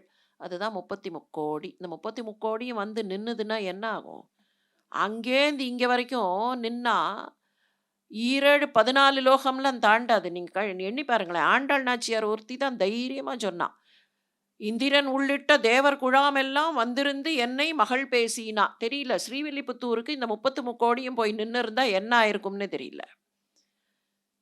சரி, தேவர்கள் 33 அசுரர்கள்? அசுரர்கள் எவ்வளவு கணக்கு? எங்கேயாவது கணக்கு இருக்கா? இருக்கு. இருக்கு. ஒரே ஒரு இடத்துல நம்பர் சொல்லப்பட்டிருக்கு. ஆனா கணக்கு கிடையாது. 33 கணக்கு இருக்கு. அசுரர்களுக்கு கணக்கு இல்ல. நம்பர் இருக்கு. ஸ்காந்த மகாபுராணம் 66 கோடின்னு சொல்லுகிறது. Exactly double. அப்படின்னா 66 கோடி யாரெல்லாம் அப்படின்னு கணக்கு போட வேண்டிய அவசியமே இல்ல. It only means one thing. நன்மையை காட்டிலும் தீமை உலகத்தில் அதிகமாக பறந்துதான் இருக்கும். அந்த தீமையை இந்த நன்மைதான் எதிர்க்க வேண்டும். எண்ணிக்கையிலையும் அளவிலையும் குறைவாக இருக்கிற நன்மைதான் தன்னை சுற்றி சூழ்ந்திருக்கிற தீமையை எதிர்க்க வேண்டும். இதை புரிய வைக்கிறதுக்காக தான் இது 30 கோடின்னு கணக்கெல்லாம் சொல்லிட்டு அதுக்கு 66 கோடின்னு மொத்தத்தில் சொல்லிட்டு போயிட்டார்கள். தேவர்களுக்கு எப்படி தேவேந்திரன் தலைவனோ அசுரர்களுக்கு அசுரேந்திரன் தலைவன். அந்த அசுரேந்திரனுடைய பேரன் தான் சூரபத்மன்னு கதை வரும். சரி, இப்போ வசுக்கள்கிட்ட திரும்பி வருவோம். தேவர்கள் ரேங்க்ல இருக்கிற வசுக்கள், ஒளிக்கு காப்பாளர்களாக இருப்பவர்கள், அவர்கள் இந்த தப்ப பண்ணலாமா? ஒரு முனிவருக்கு சொந்தமானதை அவர்கிட்ட சொல்லாம என்ன அவரால் கண்டுபிடிக்க முடியாதா? அவரால் கண்டுபிடிக்க முடியாதா? அவர் நினைச்சா கணத்துல கண்டுபிடிச்சிருவாரு. அப்ப இதை திருடி கொண்டு வந்து தங்ககிட்ட வச்சுட்டு என்ன பிரயோஜனம்? அதை கூடவா அவர்களால் சிந்திக்க முடியல? இதை நாம எடுத்துன்னு போயிட்டோம்னா அவர் கண்டுபிடிச்சிருவாரு. கண்டுபிடிச்சிட்டாக்கா அப்ப வந்து என்ன பண்ண போறோம், எப்படி மன்னிப்பு கேட்க போறோங்கிறத கூடவா நினைக்கல? இதை நினைக்காததுக்கு என்ன காரணம்னா, அந்த பெண் சொன்னாள், உன்னால் முடியும்னு சொன்னா என்னால முடியுங்கிற ப்ராவஸ்ல அவள் சொன்ன அந்த மொழியில் மோகத்தில் மயங்கி அதுக்குள்ளேயே விழுந்து தன்னை பற்றிய ஒரு அகங்காரத்திலும் ஆணவத்திலும் செய்த செயல். அதனால தான் என்ன சாபம் கொடுத்தார்? நீ ஒரு பெண் சொல்லை கேட்டு, இந்த இடத்துல பெண் சொல்லை கேட்டாருங்கிறதுனால உடனே எங்கேயோ கொண்டு போய் இது வந்து பெண் சொல்லை கேட்கக்கூடாதுங்கிறதுக்காக இந்த மாதிரி சாபம் கொடுத்துட்டார், இது தப்பு இல்லையா? She wanted whom else will she ask? ஒரு மனைவி வேற யாருக்கிட்ட கேட்பா? கணவன்கிட்ட தானே கேட்பா. கேட்டது என்ன தப்பா? அப்படின்னு இதை திசை திருப்பி கொண்டு போகக்கூடாது. இதுக்கு என்ன அர்த்தம் அப்படின்னா, அந்த சொல் உனக்கு கொடுத்த போதையில் மயங்கினாய். எனக்கு இதை தவிர வேற ஒன்றும் நான் ஒத்துக்க மாட்டேன். யாருக்கு? அது கூட அவளுக்கு இல்லை, வேற யாருக்கோ கொண்டு போய் கொடுக்கறதுக்கு. அப்போ அதுல மயங்கி போய் என்ன சிந்திக்கணுமோ அந்த சிந்தனையை விட்டுட்டு எதுலையோ மயங்கி போய் இந்த தப்பை பண்ணின இல்லையா? அந்த பெண் வாசனையே இல்லாமல் இந்த பூமியில் நீ பிறக்க கடவது. இப்போ எல்லாத்துக்கும் எங்கேயோ ஒரு இடத்துல ரியாக்ஷன் வந்துட்டே இருக்கும். அன்னைக்கு அந்த பொறுப்பு, குற்றம் செய்கிற ஒரு பொறுப்பு, அவ கேட்டாங்கிறதுக்காக குற்றம் செய்த ஒரு பொறுப்பு, அந்த பொறுப்பு எங்க வரைக்கும் வந்தது? எனக்கு ராஜ்யம் வேண்டாம்னு துறந்தார் பீஷ்மர் இல்லையா? பீஷ்மரை பத்தி பெருமையா சொல்றோம். பீஷ்மர் உள்ளுக்குள்ள எவ்வளவு வேதனைப்பட்டாருன்னு நமக்கு தெரியாது, நினைச்சு கூட பார்க்கறது இல்லை நாம. ராஜ்யம் வேண்டாம்னு துறந்தார். ராஜ்யம் வேண்டாம்னு துறந்துட்டு ஆனா அந்த ராஜ்யத்தை கடைசி வரைக்கும் பரிபாலிக்கிற பொறுப்பு அவர்கிட்ட தான். மற்றவர்கள்லாம் ஏதோ வந்தார்கள், ட்ரெயினில் ஏறுற மாதிரி ஏறினார்கள், இந்த ஸ்டேஷன் வரைக்கும் வந்தார்கள், பொத்துன்னு அந்த ஸ்டேஷனில் குதிச்சு ஒருத்தன் போயிடுவான், இல்லைன்னா இன்னொருத்தன் இறங்கி திருப்பி போயிடுவான், இல்லைன்னா அங்கேயே நின்று சண்டை போட்டுப்பான். கடைசி வரைக்கும் அம்பு படுக்கையில் படுத்துண்டு கூட அந்த ராஜ்யத்தை பரிபாலனம் செய்ய வேண்டிய ஒரு பொறுப்பில் அவர் நின்றார். எனக்கு வேண்டாம் அப்படின்னு ஒதுக்கினார். ஆனால் கடைசி வரைக்கும் 2 பிள்ளைகளுக்குள்ள என்ன பண்ணுறது? ஒருத்தனுக்கு பேர் என்ன, எவ்வளோ வினோதமான ஒரு விஷயம்லாம் நடந்தது பாருங்கள். அந்த கதையை நினச்சி பார்க்கும்போது நேற்றுக்கு யாரோ சொன்னார்கள், ஆஹா சாந்தனு வந்தாச்சுன்னா இனிமே நமக்கு தெரிஞ்ச கேரக்டர்ஸ் எல்லாம் வருவார்கள் அப்படின்னு. இல்லை 2 பேர் பேர், ஒருத்தன் சித்ராங்கதன்னு பேர், ஒருத்தன் விசித்திர வீரியன்னு பேர். நினைவு இருக்கா? இந்த 2 பேரும் இனிமேல் பின்னால் வருவார்கள். சித்ராங்கதன் சத்தியவதியின் மகன். விசித்திர வீரியனும் சத்தியவதியின் மகன். சத்தியவதியோட அப்பா என்ன கேட்டார்? என் மகளுக்கு பிறக்கிற பிள்ளைகளுக்குத்தான் ராஜ்யம் சொன்னாரா இல்லையா? அப்பதான் போய் தேவவிரதன் போய் சொன்னான், எங்க அப்பா ஏதோ மனசுல வருத்தமா இருக்கார், என்ன விஷயம்னு தேரோட்டி வழியா கண்டுபிடிச்சான்.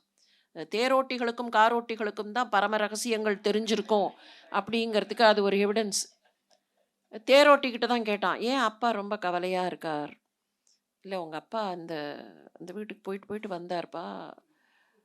சத்தியவதின்னு ஒரு பெண் அங்க இருக்கா. நான் வேணா கூட்டின்னு போறேன். அங்க ஏதோ பேசினார்கள். அதுக்கப்புறம் தான் உங்க அப்பா ரொம்ப வருத்தமா வந்துட்டார். கூட்டின்னு போனான். போய் பார்த்து விஷயம் என்னான்னு தெரிஞ்சுன்னான். அப்போ சத்தியவதியோட தந்தை சொன்னார், இல்ல என் மகளுக்கு பிறக்கக்கூடிய குழந்தைகள் அந்த மகனுக்குத்தான் பட்டம் கட்ட வேண்டும். அவ்வளவுதானே. சரி நான் பட்டம் வேண்டாம்னு சொல்லி விட்டுடுறேன். நீ விட்டுடலாம். அவர் சட்டம் பேசுறார் பாருங்கள். நீ விட்டுடலாம். உனக்கு பிறக்கக்கூடிய குழந்தை ஆன்செஸ்ட்ரல் ப்ராப்பர்ட்டி கிளைம் வருமா இல்லையா? ஆன்செஸ்ட்ரல் இன்ஹெரிட்டன்ஸ் கிளைம் பண்ணுவானா இல்லையா? அதை எப்படிப்பா விடுறது? அப்பதான் சொன்னான், கவலையப்படாதீர்கள், நான் திருமணமே செய்து கொள்ள மாட்டேன். எனக்குன்னு ஒரு குடும்பம் இருக்காது. நீங்கள் கவலைப்படாதீர்கள். இப்ப இவ்வளவு கேட்டாரே, இவ்வளவு தூரத்துக்கு அவன் இதை சொன்னோன்னா அதுக்கு ஒரு கவுண்டர் ஆர்குமெண்ட் போட்டு, அவன் சொன்னது நான் கல்யாணம் பண்ணிக்கல, விட்டுடுங்கள். இல்ல, இல்ல. உனக்கு பிறக்கக்கூடிய மகனுக்கு அப்ப எவ்வளவு யோசிச்சிருப்பார் அவர். இவ்வளவு போட்டு அவன ஒரு கவுண்டர்ல போட்டு, இல்ல, இல்ல நீ கல்யாணமே பண்ணிக்க கூடாதுங்கிற அளவுக்கு கொண்டு வந்து நிறுத்தினாரே, அந்த பிள்ளைகள்ல ஒருத்தனாவது சிம்மாசனத்துல உட்கார்ந்தானா? சித்ராங்கதனோ, விசித்திர வீரியனோ சிம்மாசனத்துல உட்கார்ந்தானா? ஒரு undue demand will never be மெட் வித். ஒரு அன்டியூ டிமாண்ட் தானே அது. இவ்வளோ பெரிய அரசன், அந்த அரசன் இவ்வளவு நாள் மனைவி கங்கை போயிட்டா, அதுக்கப்புறம் மனைவி இல்லாமல் இருக்கிறான். உன் மகளை பார்த்தான், திருமணம் செய்து கொள்கிறேன்கிறான். அவளுக்கு ராணிங்கிற அந்தஸ்தை கொடுக்குறான். அது வரைக்கும் போதாது. எனக்கு என்னுடைய வம்சத்தைச் சேர்ந்தவர்கள் தான் அந்த சிம்மாசனத்தில் உட்கார வேண்டும். திருப்பியும் இது அவர்களுக்கு உரிமை இல்லையா அப்படிங்கிற விஷயம் இல்லை. It is not a question of right. This is a question of a kind of an addiction to power.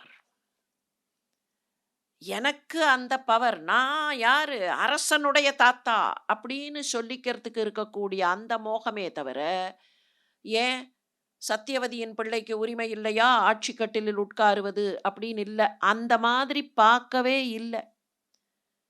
At least Mahabharata காலத்திலையும் ராமாயண காலத்திலையும் இதையெல்லாம் அவர்கள் யோசிக்கல. நாம தான் அவர்கள் மனசுல இப்படி இருந்திருக்கும்னு கொண்டு போய் நம்ம மனசுல இருக்கிறத தூக்கின்னு போய் போடுறோம். சில சமயத்துல சிவனும் விஷ்ணுவும் சண்டை போட்டுண்டார்கள்மோ, ஏதோ அவர்கள் 2 பேருக்கும் வேற வேலையே இல்லாதது மாதிரியும், நம்ம மனசுல என்னெல்லாம் இருக்கோ அதெல்லாம் தூக்கின்னு போய் அங்க போடுறது. அவர்கள் அதை பத்தி நினைக்கல. அவர்கள் எந்த பிறப்பு, எந்த குடும்பம் அப்படிங்கிறத பத்தி எல்லாம் நினைக்கல. அதை தனித்தனியா பிரிக்கல. அதனால தான் நேத்திக்கு பார்த்தோம். பரதனுடைய வம்சத்தை சேர்ந்தவர்கள் பாரதம்னு பார்த்தா, பரதன் தனக்கு பிறந்த 9 குழந்தைகளையும் அவனுடைய மனைவிமார்கள் அழிக்கும்போது பார்த்திருக்கிறான்.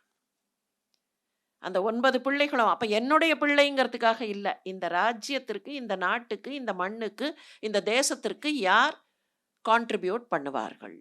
அது மட்டும்தான் அவர்கள் அதை கணக்கு வச்சு தான் பார்த்தார்கள். இப்போ சித்ராங்கதன் ஒருத்தன், விசித்திர வீரியன் ஒருத்தன். சித்ராங்கதனுக்கு என்ன ஆச்சு? ஒரு வினோதமான மரணம் அவனுடைய மரணம். சித்ராங்கதன் ஒரு நாள் ரொம்ப அழகா இருப்பான். ஒரு நாள் அந்த காட்டு பக்கமா போயிட்டு இருந்தான். வான வீதியில இன்னொருத்தன் போனான். அவன் பேரும் சித்ராங்கதன். அவன் ஒரு கந்தர்வன். அவன் இவன் அழகா இருக்கானேன்னு பார்த்து இப்படி கீழே ஏதோ இறங்கி வந்தான். எதேச்சியா வந்தான். இப்போ இவனை பார்க்கணுங்கிறதெல்லாம் வரல. அவன் ஏதோ எதேச்சியா வந்தான். உன் பேர் என்னன்னா? சித்ராங்கதன்னா.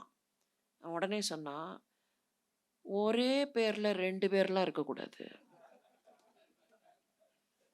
ஒரே நேம்ல 2 பேர் இருக்கக்கூடாது. நீயா நானா? அவன் கந்தர்வன், இவன் மனுஷன். இவனை விட அவனுக்கு பவர்ஸ் அதிகம்.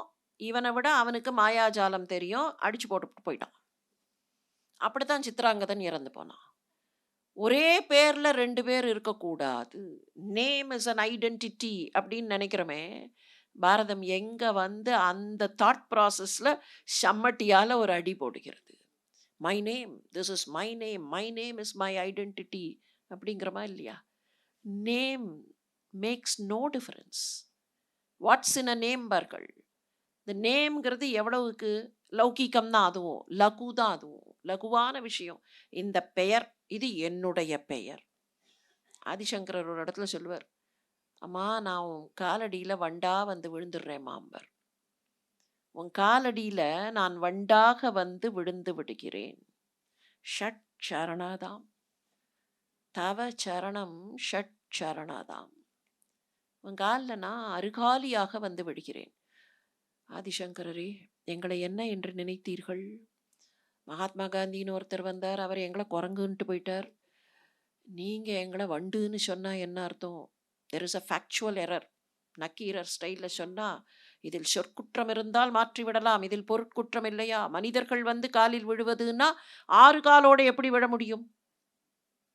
மனிதர்களுக்கு 2 கால் தானே, 6 காலோடு எப்படி விழ முடியும்? என்ன தவறு செய்திருக்கிறார் இங்கே ஆதிசங்கரர்? தவறெல்லாம் பண்ணலை, தெரிஞ்சுதான் சொன்னார். 6 கால்களோடு அருகாலியாக வந்து விழுந்து விடுகிறேன். கால்நடைன்னு ஒரு வார்த்தை இருக்கா இல்லையா? என்ன அர்த்தம்?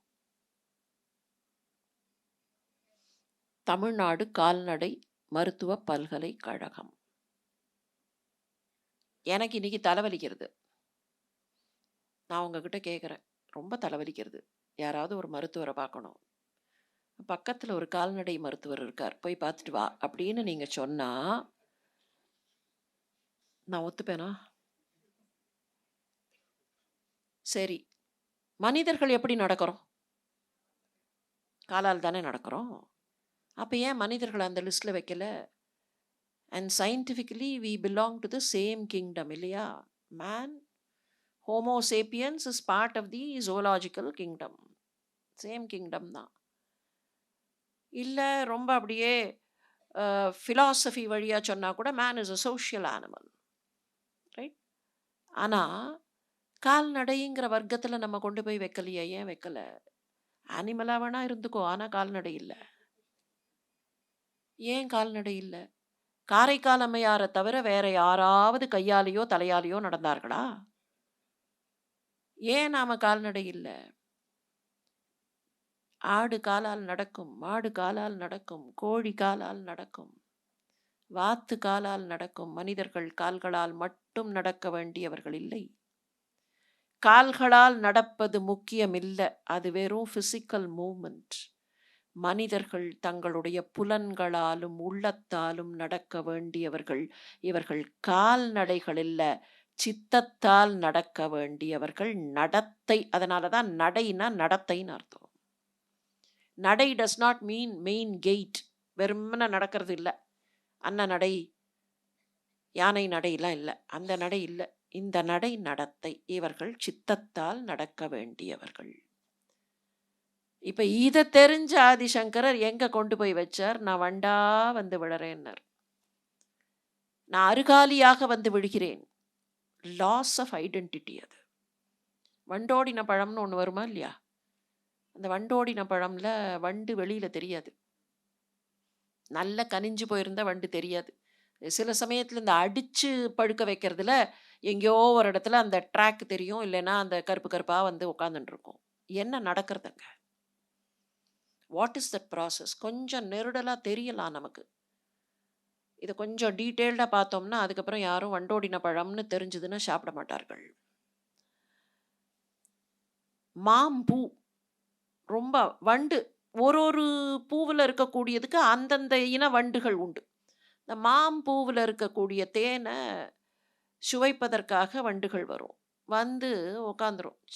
அது நல்ல முத்தின மலர், அந்த மலர் உடனடியாக காயாக போகிறது. அந்த ஸ்டேஜில் இது வந்து தேனை குடிக்கும். குடிச்சிட்டு அப்படியே சொக்கி போய் அதுலேயே இருக்கும், ஒட்டிக்கும் வேற. அந்த மகரந்தம் ஒட்டிக்கும், நல்லா மயங்கிரும். நாக்குக்கு நல்ல ருச்சியாக சாப்பிட்டாச்சுன்னா அப்புறம் மயங்கி போக வேண்டியது தானே. உண்டை கிறக்கத்தில் அது அப்படியே அங்கே தூங்கி போயிடும்.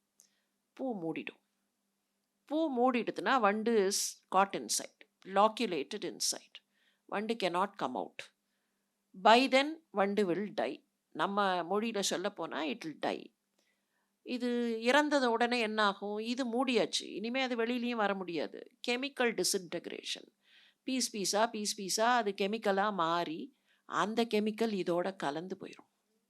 இப்போ அதனுடைய ஐடென்டிட்டி தொலைஞ்சு போச்சு. வண்டுன்னு தனியா ஒரு ஐடென்டிட்டி இருந்ததா இல்லையா? அந்த ஐடென்டிட்டி போயிடுது. இப்ப என்ன கேட்டார் ஆதிசங்கரர்னா, "எனக்கு தனியா ஐடென்டிட்டி வேண்டாம்மா. நான் உன் காலடியில வந்து வண்டா விழுந்துடுறேன். உன் காலடியில நான் வண்டா விழுந்துட்டேன்னா, என்னோட ஐடென்டிட்டி போயிடுதுன்னா, நான் அப்படியே உன்னோடு சேர்ந்து விடுகிறேன். எனக்குன்னு தனியா ஒரு பெயர், எனக்குன்னு தனியா ஒரு அடையாளம் வேண்டாம்." ஆனா, அந்த பெயர் மேல இருக்கக்கூடிய பிடிமானம், இது என்னோட பேரு. அந்த பிடிமானம், நான் என்ன வேணாலும் செய்து விடுவேன். அதுக்கு வசுக்களாக இருந்தாலும் கிடையாது. அப்படிங்கிறதுக்கு தான் இந்த கதை. இது சாந்தனுவுக்காக மட்டும் வரல.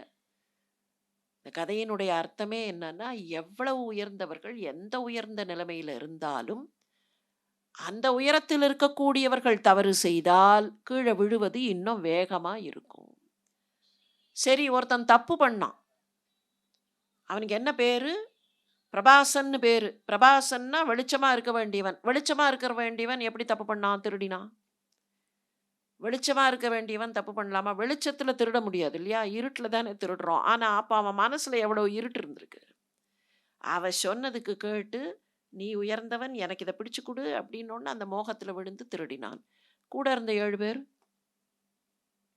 கூட இருந்த 7 பேர் ரொம்ப நல்லவர்கள்னு அர்த்தம் இல்ல. அது என்னமோ சொல்லுவார்களே, அபெட்டார்ஸ் டூ த கிரைமா? தப்பு பண்ணினான் ஒருத்தன். கூட இருந்த 7 பேர் ஏன் பார்த்து கொண்டிருந்தார்கள்? மூத்தவர்களாக இருந்த அண்ணன்மார்கள் சொல்லணுமா இல்லையா? "ஏன்பா நீ பண்ற? பண்ணாதப்பா. இது தப்பு. முனிவருடையது. இத எடுக்காத. வேணுனா நமக்கு வேணும்னா அவர்கிட்ட போய் கேட்டு கூட வாங்கலாம். ஆனா இந்த மாதிரி திருடாத." சொல்லியிருக்கணுமா இல்லையா? தப்பு பண்ணினதற்கு கூட இருந்தவர்கள், "நீங்களும் போய் கீழே விழுங்கள். நீங்களும் போய் கீழே விழுங்கள். நீங்களும் திரும்பி வாருங்கள். வேணுனா கொஞ்ச நாள் சீக்கிரமா திரும்பி வாருங்கள். குறைச்ச தப்புனா குறைச்ச தண்டனை. பெரிய தப்புனா பெரிய தண்டனை." அந்த பெயர் யார்? என்னுடைய பெயர், என்னுடையது அப்படிங்கிறது கூட இல்லாம இருக்கணும்னு தான் சித்திராங்கதன் கதை வந்தது. உனக்கும் எனக்கும் ஒரே பேரா? நீயும் நானும் ஒரே பேர்ல இருக்க முடியாது. ஒருத்தன் தான்டா இருக்க முடியும் ஒரு பேர்ல. அது எனக்கு மட்டும்தான். நீ கிடையாது. இப்ப சித்திராங்கதன் இறந்து போனான். அதுக்கப்புறம் தான் விசித்திர வீரியனுக்கு நடந்ததெல்லாம் நமக்கு தெரியும். அம்பை, அம்பிகை, அம்பாலிகை அந்த கதையெல்லாம் பின்னால வரட்டும். அதனுடைய டீட்டெயில்ஸ் எல்லாம். அப்போ ஏதோ ஒரு அன்டியூ டிமாண்ட போட்டா, அந்த அன்டியூ டிமாண்ட் நடக்காதுங்கிறது கடைசி வரைக்கும் எவ்வளவு நாள் இழுத்துக்கொண்டே போகிறது? எவ்வளவு நாளைக்கு அந்த பிரச்சனை இழுத்துக்கொண்டே போகிறது?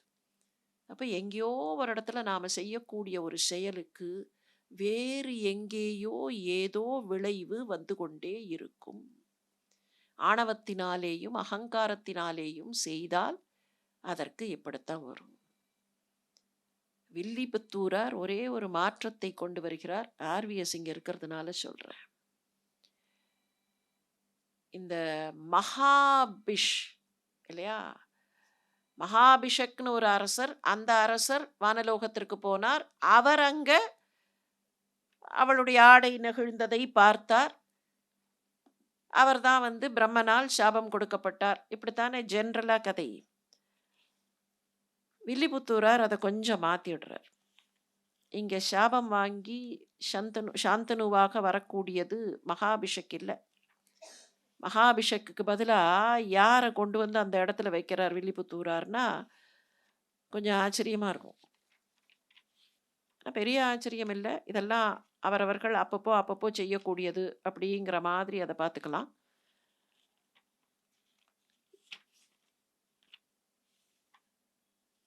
அவள் போகிறாள் தேவலோகத்திற்கு. அந்த தேவலோகத்திற்கு போன உடனே அவளுடைய ஆடை அதே மாதிரி நெகிழ்கிறது. அப்போ ஒருத்தன் அதை பார்த்து சந்தோஷப்படுறான்.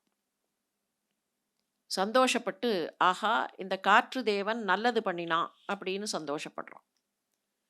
காற்று தேவன் இந்த மாதிரி பண்ணினதுனால தானே நான் இவளை பார்க்க முடிகிறது அப்படின்னு சந்தோஷப்படுறான். சந்தோஷப்படுறவனுக்கு வருணன்னு பேரு.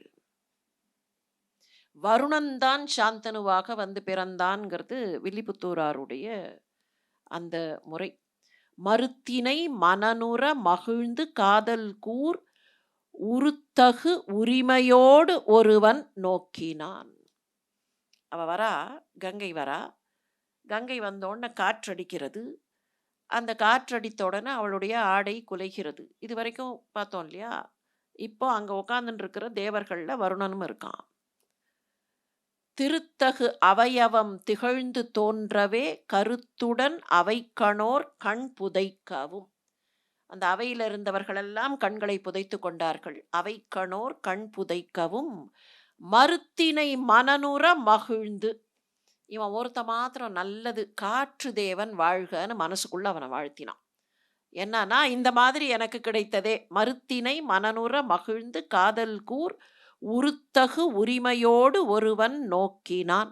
நோக்கிய வருணனை நுவலு நான்மறை ஆக்கிய முனி உறுத்து அழன்று பார்மகள் பாக்கியம் என்ன உற்பவிக்க நீ என தாக்கிய உருமென சபித்த காலை.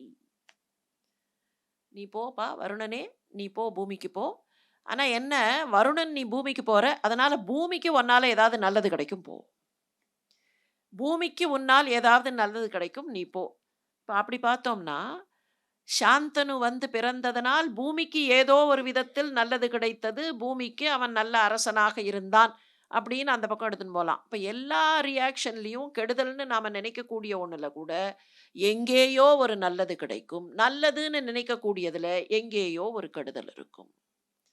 இதுதான் நம்முடைய பெரியவர்கள் நமக்கு கொடுக்கக்கூடிய ஒரு பெரிய பாடம். கெட்டதுன்னு நாம் நினைக்கிறோம், அந்த கெட்டதில் எங்கேயோ ஒரு நல்லது இருக்கும். நல்லதுன்னு நாம் நினைக்கிறோம், அதில் எங்கேயோ ஒரு இடத்தில் ஒரு கெடுதல் இருக்கும். இந்த நிலையில்தான் சாந்தனு வந்து பிறந்து, சாந்தனுவுக்கு கங்கை மணவாட்டியாக இருந்து 8 குழந்தைகளை 7 குழந்தைகளை தூக்கி போடுகிறாள். 8வது குழந்தை காப்பாற்றப்படுகிறது அப்படிங்கிறத பார்க்குறோம். அந்த 8 குழந்தைகள் 7 குழந்தைகள் இறந்து போகிறார்கள். 8வது மகன் மாத்திரம் தங்குகிறான். இதுலேயும் கொஞ்சம் சேஞ்சஸ் உண்டு. கங்காதத்தன்னு கொடுத்துட்டு போயிடுறா, நீ இந்த குழந்தைய வளரு அப்படின்னு சொல்லிட்டு போயிடுறா. ஆனால் வில்லி பாரதத்துலேயும் தென்புல வழக்குலேயும் அவள் அந்த குழந்தைய அழைச்சின்னு போயிடுறான்னு இருக்கும். வடபுல வழக்கில் அவள் அழைச்சின்னு போகிறதா இருக்காது. இந்த ஒரிஜினல் வழக்கை எடுத்து பார்த்தோம்னா அவள் அழைச்சின்னு போகல. கங்காதத்தன்னு சொல்லி நான் கொடுத்துடுறேன், இவனுக்கு இனிமேல் கங்காதத்தன்னு பெயர், இவனை சில காலம் நீ வளர்த்து கொண்டிரு, நான் வேண்டிய நேரத்தில் வருகிறேன்னு சொல்லிட்டு அவள் போயிடுறா. ஆனால் தென்புல வழக்கில் எப்படி இருக்கும்னா, நமக்கு வழக்கமாக தெரிஞ்ச கதை எப்படின்னு சொன்னால், அவள் அழைச்சின்னு போயிடுவா.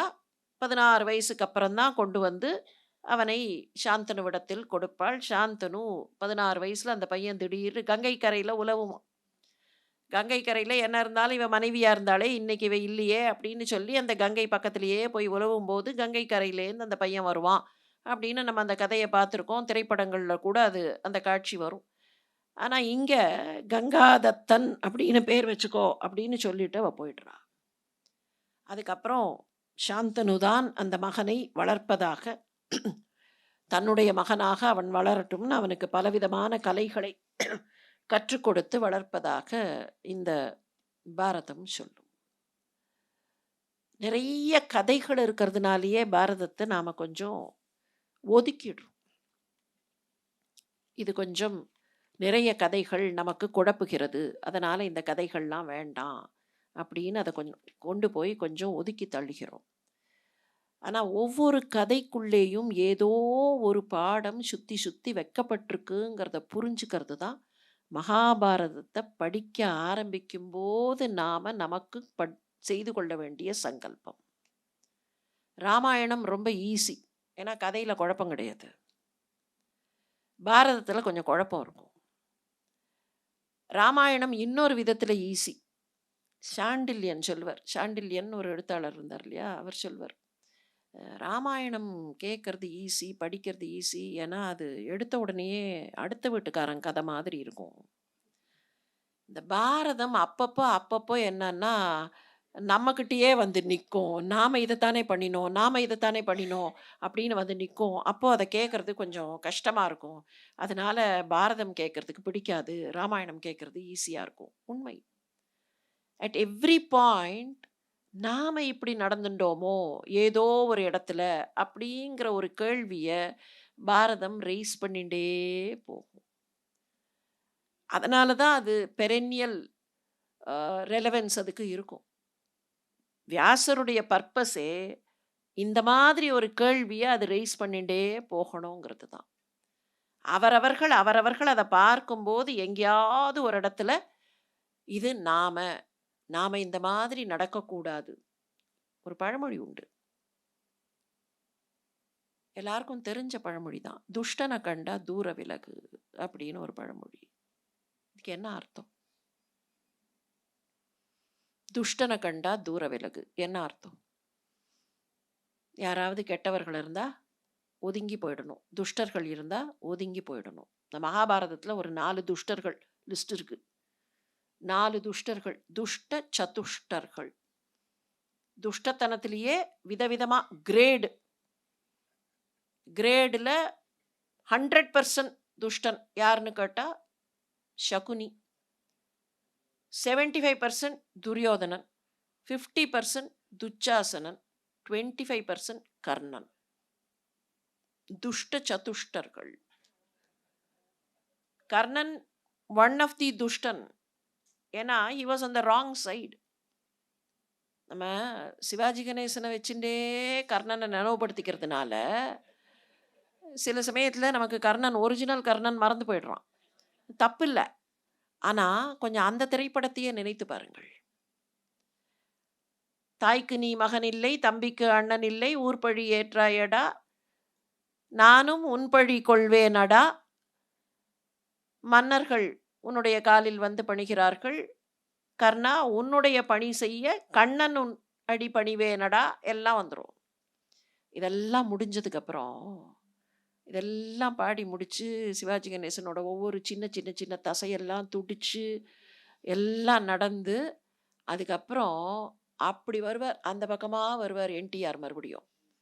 இப்படி இந்த பக்கமா போயிட்டு அந்த பக்கமா வருவார். வந்து ஒரு டேக் ஹோம் மெசேஜ் சொல்வார். கடைசியில ஒரு டேக் ஹோம் இருக்கும். ஆனா என்னன்னா அவசரமா அந்த டேக் ஹோம் என்னவோ நடக்கட்டும்ட்டு நம்ம கிளம்பி வந்துரும். அந்த ஒரு டேக் ஹோம் மெசேஜ் கடைசியில வந்து என்டிஆர் சொல்லுவார். கர்ணன் அந்த அர்ஜுனன்ட்ட பேசி முடிச்சு, நான் கொன்னேன், நான் கொன்னேன், நான் கொன்னேன்னு சொல்றியே, இவன் கொன்னுட்டான், இவன் கொன்னுட்டான், இதெல்லாம் நடந்து போச்சு. இதெல்லாம் சொன்னதுக்கப்புறம் ஹி வில் சே, கர்ணன் தப்பான இடத்துல சேர்ந்திருந்தான். அதுதான் இந்த அபெட்டார் டு த கிரைம். இந்த 7 வசுக்கள் என்ன பண்ணினார்கள்? பார்த்து கொண்டே இருந்தார்கள். சொல்லியிருக்கணுமா இல்லையா? அப்பா இதை பண்ணாத அப்படின்னு சொல்லியிருக்கணும். சொல்லலை. யார் என்ன பண்ணா எனக்கு என்ன? எனக்கு ஏதாவது லாபம் கிடைச்சதுன்னா பரவாயில்ல அப்படின்னு இருந்தா இந்த மாதிரி நடக்கும். ஒரு இடத்துலையும் நம்முடைய அன்றாட வாழ்க்கையை கொண்டு போய் ஃபிக்ஸ் பண்ணி அவருடைய பர்பஸே அதுதான். எப்படியெல்லாம் நாம எங்கெல்லாம் தடுமாற முடியும், அப்படி தடுமாறக்கூடிய இடத்தில் இது நமக்கு விடை தரும். இப்ப அந்த பழமொழிக்கு வருவோம். அந்த பழமொழிக்கு என்ன அர்த்தம்? துஷ்டனை கண்டா தூர விலகு. துஷ்டர்களை பார்த்தா ஒதுங்கி எங்கேயோ ஓடி போயிடுன்னு அர்த்தம் இல்லை. கீரிக்கும் பாம்புக்கும் சண்டை விட்டா, இந்த அந்த காலத்தில் ஒன்று நடக்கும் தெரியுமா? கீரிக்கும் பாம்புக்கும் சண்டை விடுறேன்னு. கடைசி வரைக்கும் சண்டையே வராது. ஏன்னா சண்டை விட்டா கீரி பாம்பை பிடிச்சிரும், இல்லை பாம்பு கீரியை பிடிச்சிரும், ஏதாவது பண்ணிடும். யாரோ ஒருத்தர் துஷ்டத்தனம் பண்றாருன்னு வச்சுப்போம். அவர்கிட்ட போய் you have made a mistake அப்படின்னு சொன்னா என்ன நடக்கும்? No, I have not made a mistake, I have not done a mistake at all.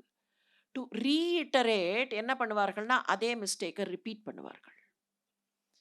நீங்க பல சமயத்துல நினைச்சு பார்க்கலாம். நான் கரெக்ட்னு நிரூபிக்கிறதுக்காக நான் பண்ணின தப்பையே திரும்ப திரும்ப பண்ணுவேன். இதை தப்புன்னு சொன்னியா, இது தப்பு இல்லை, this is the correct thing. திரும்ப திரும்ப அதே தப்பு நடக்கும். துஷ்டத்தனம் செய்யக்கூடியவர்கள் ஒரு ஸ்டேஜில் இனிஷியலாக துஷ்டத்தனம் செய்கிறார்கள்னு தெரிஞ்சா கொஞ்சம் ஒதுங்கி வந்துட்டா அவர்களுடைய மனசாட்சியே there is a possibility, win situation தான். அந்த மனசாட்சியே தப்பு பண்ணிட்டோமே, இந்த தப்பை நாம் திருத்திக்கலாம் அப்படின்னு அவர்களுடைய மனசாட்சியே அவர்களுக்கு சொல்லும்னா, there is a possibility of things becoming better rehabilitation. அது இல்லாம முதல்ல போய் ப்ரோட் பண்ணி, "இல்ல நீ தப்பு பண்ணிட்ட" அப்படின்ன உடனே முடியவே முடியாது. "நான் பண்ணது தான் கரெக்ட்டு" அப்படின்னு அந்த தப்பு திரும்ப திரும்ப திரும்ப திரும்ப திரும்ப திரும்ப நடக்கும். ஒரு சான்ஸ் குடுத்து பார்க்கலாம். ஒருத்தி மகனாய் பிறந்து ஓரிரவில் ஒருத்தி மகனாய் ஒளித்து வளர, தருக்கிலானாகி தான் தீங்கு நினைத்த. ஏன் அங்க போய் ஒளிஞ்சுனான்? அவன் ஒளிஞ்சுக்கிறதுக்காக ஒளிஞ்சுக்கல. இங்கேருந்து புறப்பட்டான். அங்க போய் ஒளிஞ்சுனானே. எதுக்கு ஒளிஞ்சுனான்? ஆயர்பாடியில. கம்சன் திருந்திக்கிறதானா திருந்திக்கட்டுமே. கொஞ்சம் சான்ஸ் தான் குடுத்து பார்க்கலாமே. ஒருவேள அவன் திருந்திக்கிறதா இருந்தா, அதுக்கப்புறமா வரலாம் ஆயர்பாடியிலேருந்து. அவன் திருந்துறதா இல்ல. இப்ப அதே தான் பாரதம். இதை அவரவர்கள் படித்தால், அவரவர்கள் உள்ளத்துல ஏதாவது கேள்விகள் வரும்போது மற்றவர்கள்ட்ட கேட்க வேண்டாம். நாமே நம்மை ரீஹாபிலிட்டேட் பண்ணிக்கிறதுக்கு தேர் இஸ் அன் ஆப்பர்ச்சுனிட்டி. யாரோ வந்து சொல்றதுக்காக இல்ல. இத அவரவர்கள் பார்க்கும்போது, ஒருவேளை நான் இந்த மாதிரி பண்ணிட்டேனோ, சரி let me correct my self. அதுக்கான ஒரு ஆப்பர்ச்சுனிட்டிய கொடுக்கறதுக்காகத்தான், இவ்வளவு தூரத்துக்கு ஒவ்வொரு இடத்துலயும் வியாசரே சில இடங்கள்ல கேப் குடுத்திருக்கார். வைசம்பாயனர் கொஞ்சம் கேப் குடுத்தார். அவரவர்கள் கொஞ்சம் சேர்த்துண்டே போனார்கள். இப்ப பார்த்தோமே, இந்த அஷ்டவசுக்கள் பற்றிய கதை. இந்த கதை இந்த இடத்துல ஆரம்பிக்கும்போதே இந்த ஸ்லோகங்கள்ல மாற்றம் தெரிகிறது. பெயர்களே திரும்ப திரும்ப மாறி மாறி வருது. ஒரு இடத்துல தரன்னு வருது, ஒரு இடத்துல பிருத்வின்னு வருது. சாதாரணமா கவிஞர்கள் என்ன பண்ணுவார்கள்னா, ஒரு நேம சஸ்டெயின்டா யூஸ் பண்ணுவார்கள். அதுக்கு என்ன மாற்று பெயர்ங்கிறத சில இடங்கள்ல சொல்லுவார்களே தவிர, மாத்தி மாத்தி மாத்தி மாத்தி வராது. இது முதல்ல சொல்லி முடிச்சுடுறா. அவ சொல்லி முடிச்சு கதை முடிஞ்சு போயிடுறது. என்னத்தினால இந்த பிள்ளைகள் ஏன் அழிச்ச அப்படின்னு கேட்டோன்னே, இவர்களுக்கு வேறு யாரும் பூமியில தாயாக இருக்க முடியாது. எனவே நான் வந்தேன். இவர்கள் ஜாத்தம் ஜாத்தம் மோக்ஷயிஷ்யாமின்னு என்ன கேட்டார்கள். அதனால இவர்களுக்கு கொடுத்தேன். இவர்கள் வசிஷ்டருடைய சாபத்தினால் இப்படி பிறந்தவர்கள். அது வரைக்கும் போயிடுறது. திருப்பி ரீஸ்டார்ட் ஆகுது. திருப்பி ஒண்ணுமே தெரியாத மாதிரி, முனிவர்னா யாரு? வசிஷ்டர்னா யாரு? அப்படின்னு ஆரம்பிக்கிறான் சாந்தனு. வசிஷ்டர்னா யாருன்னு கூட தெரியாம சாந்தனு இருந்தான். அப்படி இருந்திருக்க வாய்ப்பில்ல. ஆனா ஏன் அந்த கதை ரீஸ்டார்ட் ஆகுதுன்னா, தே ஹேவ் பெர்மிட்டட் இட். பரவால்ல, இன்னொரு தடவை ரீஇட்டரேட் பண்ணி, இத கொஞ்சம் இல்லை, வசுக்களாக இருந்தவர்களே தவறு செய்தாலும் இதுதான் நடக்கும். எவ்வளவு உயர்ந்தவர்களாக இருந்தாலும் அவர்கள் தவறு செய்தால், அந்த தவறுக்கு எங்கேயோ ஒரு இடத்துல அவர்கள் அதற்கான பரிகாரத்தை தேடித்தான் ஆக வேண்டும். வேணும்னா இதுல இன்னொரு ஆங்கிள் இருக்கு. யாராவது புதுசா பாரதம் எழுதுவதாக இருந்தால், திருப்பி அந்த பக்கம் தான் பார்க்கிறேன். அந்த பெண்களுக்கு என்ன தண்டனை கிடைத்தது? அந்த பெண்களுக்கு என்ன தண்டனை கிடைத்தது? அந்த மனைவிமார்கள் கூட இருந்தார்கள். ஒருத்தி சொன்னா இல்லையா? இவ தானே சொன்னா. இந்த 8வது வசுவினுடைய மனைவி தானே சொன்னா. எனக்கு ஒரு ஃப்ரெண்ட் இருக்கா, ஜிதவத்தின்னு பேரு. அவளுக்கு எல்லாம் இப்ப அவர்களுக்கு ஏதாவது தண்டனை கிடைத்ததா? இதுவரைக்கும் நம்மகிட்ட இருக்கிற பிரதிகள்ல தெரியல. இதுவரைக்கும் கிடைச்சிருக்கிற பிரதிகள்ல. வேற எங்கேயாவது கிடைக்கலாம். பிரதிகள் கிடைக்காம போகும்னு சொல்ல முடியாது. பிரதிகள் எங்கேயாவது கிடைக்கலாம். இதுவரைக்கும் கிடைச்சிருக்கிற பிரதிகள்ல அது சொல்லப்படவில்லை. அப்படின்னா, again it is not discrimination. It is not related to the man woman relationship. ஏதோ ஒரு காரணத்திற்காக அந்த காரணத்தினுடைய ஆடம்பரத்தில் ஈடுபட்டு தவறு செய்வாய் என்றால், அவ்வளோதான் அதுல விஷயம். அதுல மனைவி சொல்ல கேட்டானே, மனைவி சொன்னை கேட்டால் அதனால் தவறு நேரும். இதை எப்படி வேணாலும் இன்டர்பிரட் பண்ணலாம். மனைவி சொல்வதை கேட்டால் தவறு நேரும், அதனால கேட்கல அப்படின்னு சொல்லலாம். இல்ல அந்த மனைவிக்கு தண்டனையே கிடையாதா? கணவனுக்கு மட்டும்தான் தண்டனையா? இவன் தான் திருடின்னு வந்தான், திருடறதுக்கு தூண்டினாலே அவளுக்கு தண்டனை கிடையாதா? இப்படின்லாம் கேட்கலாம். இது this is not a matter of gender discrimination or gender discussion. This is a matter to say, ஒளி பொருந்தியவர்களாக ஞான வெளிச்சம் பெற்றவர்களாக கருதப்படுபவர்கள் கூட தவறு செய்வார்கள் என்றால் அந்த தவறுக்கு தண்டனை கிடைக்கும். அவ்வளவுதான் இதுல இருக்கக்கூடிய விஷயம். ஆழ்வார் ஒரு இடத்துல சொல்வார், 3 குணங்கள்ல 2 குணங்களின்பால் ஈடுபட்டு அதிலேயே சுற்றுகிறீர்களே என்பர். சத்வம், ராஜசம், தாமசம். சத்வத்துல இருக்கணுங்கிறது கணக்கு. ஆனா, பல நேரத்துல உலக வாழ்க்கையில ராஜசம், தாமசம் நம்மை இழுத்து விடுகிறது. ராஜசத்திலயும், தாமசத்திலயும் போய் விழுந்துடுறோம்.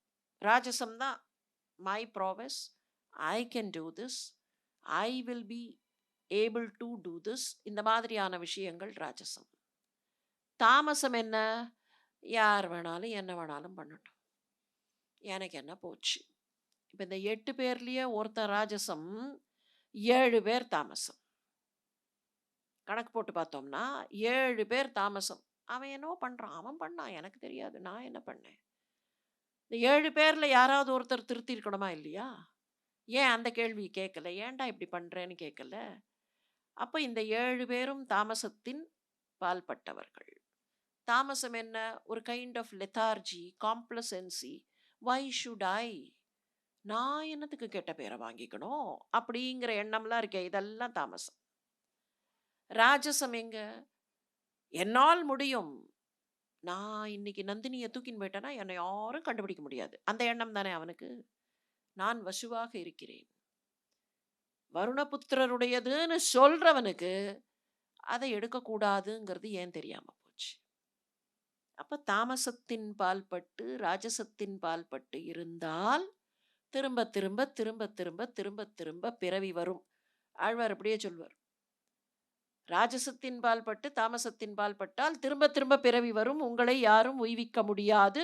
உய்விரேல் நீங்கள் உய்ய வேண்டும்னு நினைத்தால் பகவானுடைய திருவடியை பற்றி கொள்ளுங்கள். இப்ப அவர் சொன்னதை அப்படியே இங்க பொருத்தி பார்த்தோம்னா, திரும்ப திரும்ப பிறவி வருகிறதுங்கிறதே என்ன அர்த்தம்? You are born again. திருப்பியும் இங்கேயே சுத்தி இங்கேயே சுத்தி இங்கேயே சுத்தி, எவ்வளவு நாளைக்கு சுத்தி? என்னதான் இச்சா மிருத்யு அப்படின்னு எல்லாம் சொன்னா கூட அங்க போய் அந்த அம்பு படுக்கையில படுத்துண்டு, இச்சா மிருத்யு அப்படிங்கிறத பெருசா சொல்றோம், அவர் அப்படியே மரணத்தை நிறுத்தி வைத்தார் அப்படின்னு. எப்படி இருந்திருக்கும்? சீக்கிரமா விட்டா போறேன் அப்படின்னு தானே இருந்திருக்கணும். அவர் மரணத்தை நிறுத்தி வைத்தார். இதெல்லாம் சில விஷயங்களை சொல்றதுக்காக இந்த கதைகளை எக்ஸ்பேண்ட் பண்ணிட்டே போறோம், எக்ஸ்டெண்ட் பண்ணிட்டே போறோங்கிறது வேற. ஆனால் தவறு செய்த ஒருவர் நீண்ட காலம் அதற்கான பரிகாரத்தை தேட வேண்டி இருந்தது. எவ்வளவு நாட்களுக்கு? எந்த குடும்பத்துல வாரிசு சண்டை வரக்கூடாதுன்னு அவர் கல்யாணம் பண்ணிக்கலையோ, அதே குடும்பத்துல வாரிசு சண்டை நடந்தது. பார்த்துட்டே இருக்கார் கண்ணு முன்னால. ஒருத்தனையாவது மாத்த முடியல, ஒருத்தனையும் மாத்த முடியல. கேட்டுட்டே இருக்க வேண்டியிருக்கு. இன்னொருத்தன் திட்டின்டே இருக்கான், நீ எல்லாம் ஒரு தாத்தாவான்னு வேற துரியோதனன் திட்டின்டே இருக்கான். வாரிசு சண்டை வரக்கூடாதுங்கிறதுக்கு தானே அவருடைய சாக்ரிஃபைஸ். ஆனா வாரிசு சண்டை அந்த குடும்பத்துல தான் வந்தது. சரி, தம்பிகளுக்கு ஏதாவது நல்லது பண்ணணும்னு நினைச்சார். அந்த தம்பிகள் எங்கேயோ எவனோ கேட்டதுல வந்த ரியாக்ஷன்ங்கிறதுனால அந்த தம்பிகளும் வாழ முடியவில்லை. அப்ப எங்கேயோ சுத்தி சுத்தி சுத்தி சுத்தி ஒருத்தம் பண்ண தப்பு அந்த குடும்பத்தை எப்படியெல்லாம் பாதிக்கிறது. ஒருத்தம் பண்ண தப்பு இல்ல, எல்லாரும் பார்த்து கொண்டிருந்தது. 8 பேரும் பார்த்து கொண்டிருந்தார்கள், தப்பு பண்ணினார்கள். அதனுடைய விளைவு ஒரு பீஷ்மர், ஒரு தேவவிரதன் வந்து பலகாலம் வாழ வேண்டி இருந்தது. கதைக்கு அச்சாணியா அவர் தான் நிற்கிறார். இன்னைக்கு ஆரம்பிக்க போற கதை இன்னும் கடைசி வரைக்கும், அது என்ன 3 வருஷமா இல்ல 4 வருஷமா, அது வரைக்கும் அவர் தான் அங்க இருக்க போறார்.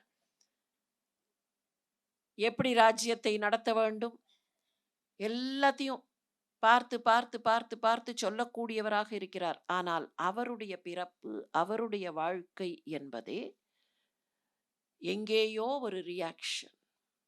அதனால தான் இந்த கதையில ரொம்ப முக்கியமாக, மகாபாரதத்துல ரொம்ப முக்கியமாக எடுக்கக்கூடிய பகவத்கீதை, எல்லா ஆக்ஷனுக்கும் ஒரு ரியாக்ஷன் இருக்கத்தான்பா இருக்கும். ஆனா நான் பண்ற அந்த ஆக்ஷனை நினைச்சு நீ பண்ணலைன்னா அந்த ரியாக்ஷனுக்கு பொறுப்பும் உன்கிட்ட வராது. ஐ டூ திஸ். அந்த ஐ டூ திஸ் அப்படிங்கிறது தான் ஆதி பர்வத்தினுடைய தொடக்கம். அந்த இடத்துல தான் நிற்கிறோம். இது எல்லாம் பண்ணினது இந்த ஆதி பருவம் இப்பதான் தொடங்குகிறதுனா இது எல்லாத்துலேயுமே ஐ டூ திஸ், ஐ ஆம் கேப்பபிள், நான் செய்து விடுவேன். அந்த நான்கிறது தூக்க ஆரம்பிச்ச இடம் தான் ஆதி பர்வம். என்ன காரணமோ தெரியாது. வியாசர் இதற்கு ஆதி பர்வம்னு பெயர் வைத்தார். இந்த ஆதி பர்வத்துக்கு நிறைய வியாக்கியானங்கள் உண்டு. வைமூகோ வியாக்கியானம் சொல்லும்போது சொல்லுவார், இதுக்கு ஆதி பர்வம்னு பெயர். இது சந்திரவம்சத்தினுடைய வம்சாவளியை ஆதியிலிருந்து சொல்கிறது என்பதனால் ஆதி பர்வம் என்று வைத்துக் கொள்ளலாம். கதையினுடைய தொடக்கம் என்பதனால் ஆதி பர்வம் என்று வைத்துக் கொள்ளலாம். நமக்கெல்லாம் புரிய வேண்டியதை தொடக்கத்திலிருந்து சொல்கிறது என்பதனால் ஆதி பர்வம் என்று வைத்துக் கொள்ளலாம்னு காரணம் சொல்லிட்டே போவார். ஆனா ஆதி பர்வம் அப்படின்னு அந்த இடத்துல மனுஷனுக்கு எது ஆதி? நான்கிற எண்ணம். ஐ ரமணர்கிட்ட ஒருத்தர் போய் தலைவலிக்கிறதுன்னாராம். எனக்கு தலைவலிக்கிறது சுவாமி, ஏதாவது மருந்து சொல்லுங்கள். யாருக்கு தலைவலி? எனக்கு தான் தலைவலி. யாருக்கு தலைவலி? எனக்கு தலைவலி. யாருக்கு தலைவலி? அவர் வெறுத்து போயிட்டார். இவர் ஏதாவது மருந்து சொல்லுவார்னு பார்த்தா யாருக்கு தலைவலி யாருக்கு தலைவலினே கேட்டுட்டு இருக்காரு. கொஞ்ச நாள் விட்டுட்டார். அவரும் ஒன்றும் கேட்கல. அவர் அங்கே உட்காண்டிருக்கார். சுவாமி இங்கே உட்காண்டிருந்தார். கொஞ்ச நாழி கழிச்சு யாருக்கு தலைவலி அப்படின்னார். கிண்டல் பண்ணுறாரான்னு புரியல அவருக்கு. ஆனால் அவர் நல்ல பக்தர். எனக்கு தான் தலைவலின்னார். உனக்குன்னா? அப்போ தான் புரிய ஆரம்பிச்சுது. உனக்குன்னா யாருக்கு தலைவலி? இந்த உடம்புக்கு தலைவலியா? உள்ளுக்குள்ள இருக்கே அதுக்கு தலைவலியா? யாருக்கு தலைவலி? அந்த யார்? நான், எனக்கு, எனக்கு, எனக்குன்னா அந்த எனக்கு யார்? எனக்குங்கிறதுக்கு தான் மமகாரம்னு பேரு. நான், என்னுடைய அகங்காரம், மமகாரம். ரொம்ப சிம்பிளா புரிய வச்சார் ரமணர். கேட்கறதுக்கு வேணா சுகமா இருக்கும். ஆனா உள்ளத்திற்குள்ள அது இறங்குவதுங்கிறது ரொம்ப கஷ்டம். அந்த உள்ளத்திற்குள்ள அது இறங்கணுங்கிறதுக்காகத்தான் ஒரு ஸ்டெப்லையும் இனிமே தான் கதை ஓட ஆரம்பிக்க போகிறது. கதை ஓட ஆரம்பிச்சதுன்னா அதுக்கப்புறம் கதையினுடைய சம்பவங்கள், இது நடந்தது அது நடந்தது இப்படி போனார்கள், இதுக்கப்புறம் பெரிய நெளிவு சுழிவுகள்லாம் வராது. சண்டை போட்டுட்டே இருந்தார்கள் அப்படின்னு கொண்டு போயிடலாம். ஆனால் ஒரு இடத்துலையும் நெளிவு சுழிவு கொண்டு வந்து விநாயகரை கொஞ்சம் அங்கங்க அங்கங்க அங்கங்க நிற்க வச்ச இடம் எதுன்னா இந்த இனிஷியல் ஃபேஸஸ். ஏன் இவ்வளவு நெளிவு சுழிவை கொண்டு வந்து ஒன்னொன்னுத்துக்கும் ஒரு கிளைக்கதை, ஒன்னொன்னுத்துக்கும் ஒரு பின்புல கதை? ஏன்பா ஒருத்தவங்க கூட பேசாமல் இருந்திருக்க மாட்டானா? எல்லாத்துக்கும் ஒரு முன்கதை சுருக்கம் இருந்துட்டே தான் இருக்குமா அப்படின்னா, specific reason with which Vyasar has given it is, நான் என்கிற எண்ணத்தோடு நாம் செய்கிற ஒவ்வொரு செயலுக்கும் எங்கேயோ ஒரு சுழல் இருக்கும். அந்த சுழல் இன்னைக்கு தெரியலாம், இன்னொரு நாள் தெரியலாம், வேற எப்போவோ தெரியலாம். ஆனால் கண்டிப்பாக இருக்கும். அந்த சுழல்ல அந்த வேர்ல்பூல்ல போய் சிக்கிக் கொள்வோம் என்பதை நினைவு வைத்துக்கொண்டு நான் என்று ஆரம்பியுங்கள். அதுக்காகத்தான் ஆதி பருவத்தில் இவ்வளவு தூரம் அதை டீட்டெயில்டா திரும்ப திரும்ப திரும்ப திரும்ப இங்கே போய் அங்கே போய் அங்கே போய் இங்கே போய் டிஸ்கஸ் பண்ணுறார். It's with a purpose. நாம் நம்முடைய வாழ்க்கையை சரியாக வாழ வேண்டும்ங்கிற பர்பஸ் தான். அதனால தான் கங்கை வரா. அந்த கங்கை கிட்ட நம்ம கேட்கலாம், கங்கைக்கே சாபமா? எல்லாருடைய சாபங்களையும் புனிதப்படுத்தக்கூடிய கங்கை அவளுக்கே சாபமா?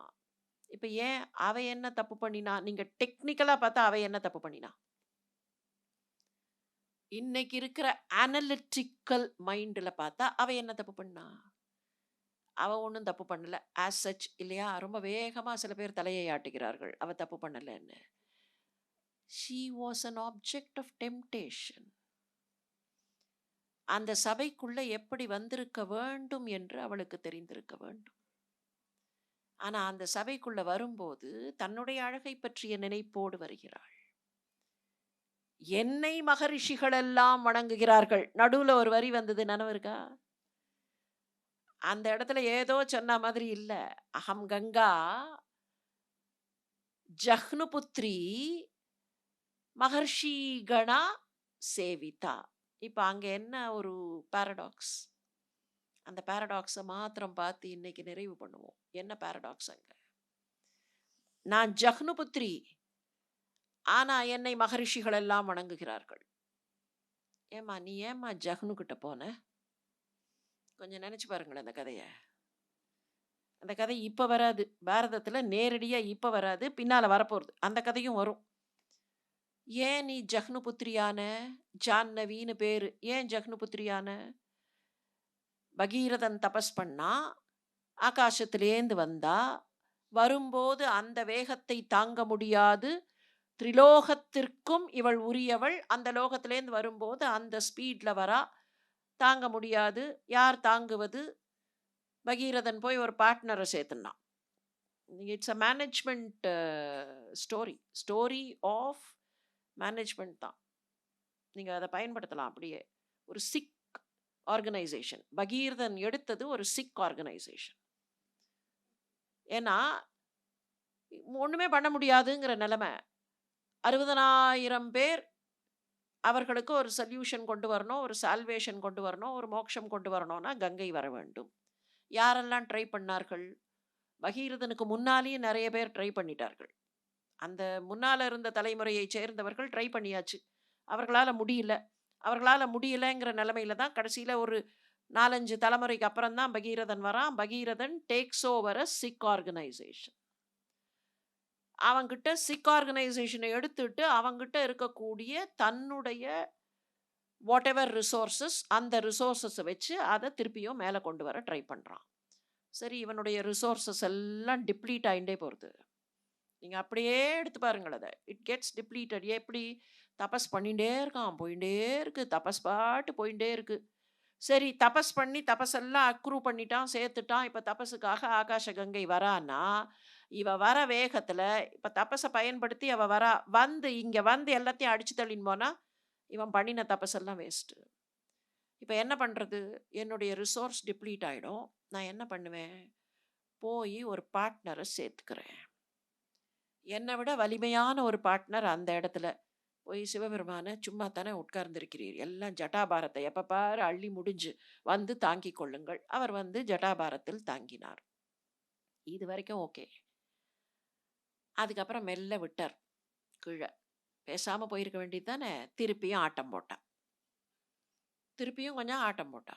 அந்த வேகத்தை காமிச்சா. வேகத்தை காமிச்சு நேர போய் ஜஹ்னு முனிவருடைய ஆசிரமத்தை அடிச்சா. அவர் எடுத்து குடிச்சுப்பிட்டார். அவர் மொத்தமாக அந்த தண்ணீரெல்லாம் சேர்த்து குடிச்சுப்பிட்டார்.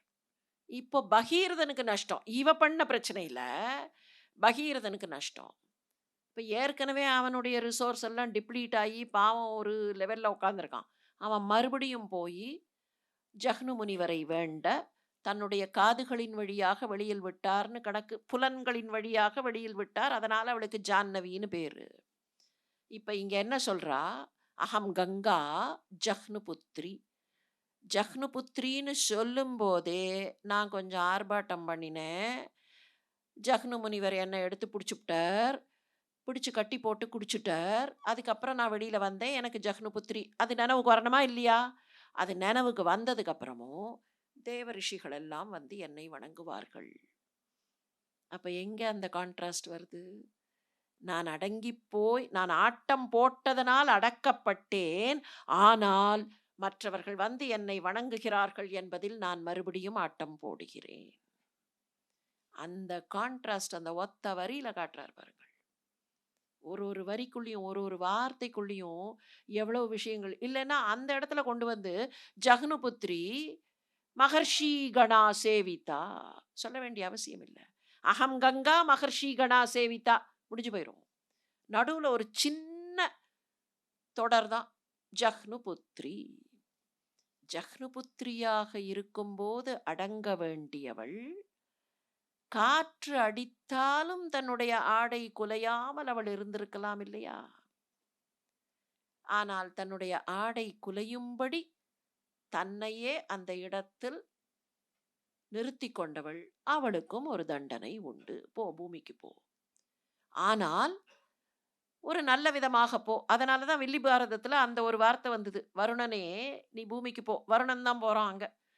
மகாபிஷக் இல்லை, வருணன் போகிறான். வருணனே நீ பூமிக்கு போ. ஆனால் நீ பூமிக்கு போவது பூமிக்கு நன்மையாக இருக்கட்டும். இப்போ அதே மாதிரி கங்கை இங்கே வருவது பூமிக்கு நன்மையாக இருக்கட்டும். உன்னால் ஒரு மகன் இந்த பூமிக்கு கிடைக்கட்டும். உனக்கு இது ரீஹாபிலிட்டேஷன், ஆனா உன்னால இந்த பூமிக்கு ஒரு நல்லது நடக்கட்டும். பனிஷ்மெண்ட்னு நாம நினைக்கிறதுல ஒரு நன்மை கிடைக்கிறது. நன்மைன்னு நினைக்கிறதுல ஒரு பனிஷ்மெண்ட் கிடைக்கிறது. இது 2ம் சேர்ந்து இருக்கும்ங்கிறது தான் குருக்ஷேத்திரம். குருக்ஷேத்திரம்னா என்ன? தர்மமும் அதர்மமும் அடித்துக் கொண்ட இடம். தர்மத்தையும் அதர்மத்தையும் மொத்தமா பிரிச்சிட முடியுமா? தர்மத்தையும் அதர்மத்தையும் மொத்தமா பிரிச்சிட முடியுமா? பகவான் ரமணர்கிட்ட தான் ஒருத்தர் போய் கேட்டாராம். Krishna was a failure, isn't it? Krishna was a failure. Rama was a failure. ஏன்னா அவர்கள் அவதாரம் எடுத்தார்கள். எதுக்கு கிருஷ்ணர் அவதாரம் எடுத்தார்? அவரே என்ன சொன்னார்? சம்பவாமி யுகே யுகே. எதுக்கு? தர்ம சம்ஸ்தாபனார்த்தாய சொன்னாரே. அவர் அவதாரத்தை முடிச்சுட்டு போனதுக்கு அப்புறம் அவர் அவதார காலத்திலேயே தர்மத்தை ஸ்தாபிதம் பண்ண முடியல. அவர் அவதாரத்தை முடிச்சுட்டு போனதுக்கு அப்புறமும் தர்மம் ஸ்தாபிதமாகலையே. அப்படின்னா every time he came it's a failure, isn't it? நம்ம அப்படித்தானே சொல்லுவோம். His mission was a failure. His mission was not a failure. Ramanar சொன்னார், இல்லப்பா, தர்மம்னு ஒன்று நிலைக்கணும்னா சுத்தி இருக்கிற அதர்மத்தை நீ களைய வேண்டும்னா முதல்ல அங்க கொஞ்சம் அதர்மம் இருந்துதானே தீரணும். அதர்மம் இல்லைன்னா உனக்கு தர்மம் தெரியாதா இல்லையா? அதர்மத்தையும் தர்மத்தையும் டோட்டலா பிரிச்சிட முடியாது. ஆனால் அதர்மத்தை ஒதுக்கி வைத்து தர்மத்தை வாழ வைப்பது தான் மனுஷ வாழ்க்கையினுடைய நோக்கமாக இருக்கணும்னா இது 2ம் பக்கத்துல பக்கத்துல பக்கத்துல பக்கத்துல பக்கத்துல பக்கத்துல வந்துட்டே இருக்கணும். அப்படி வரணுங்கிறதுக்காகத்தான் ஒரு பக்கத்துல ஒரு தண்டனை, ஒரு பக்கத்துல ஒரு நன்மை, ஒரு பக்கத்துல ஒரு நன்மை, அதுக்கு பக்கத்துல ஒரு தண்டனைன்னு கதையை கொஞ்சம் சுத்தி சுத்தி சுத்தி சுத்தி ஆதி பருவத்தை தொடங்கி விட்டார் வியாசர். தர்மமும் அதர்மமும் சேர்ந்திருக்கின்றன. ஆனால் நாம் தர்ம பாதையில் பயணம் செய்வோம் என்பதை நினைவுபடுத்தி இன்றைக்கு நிறைவு செய்வோம். எல்லோருக்கும் நன்றி, வணக்கம்.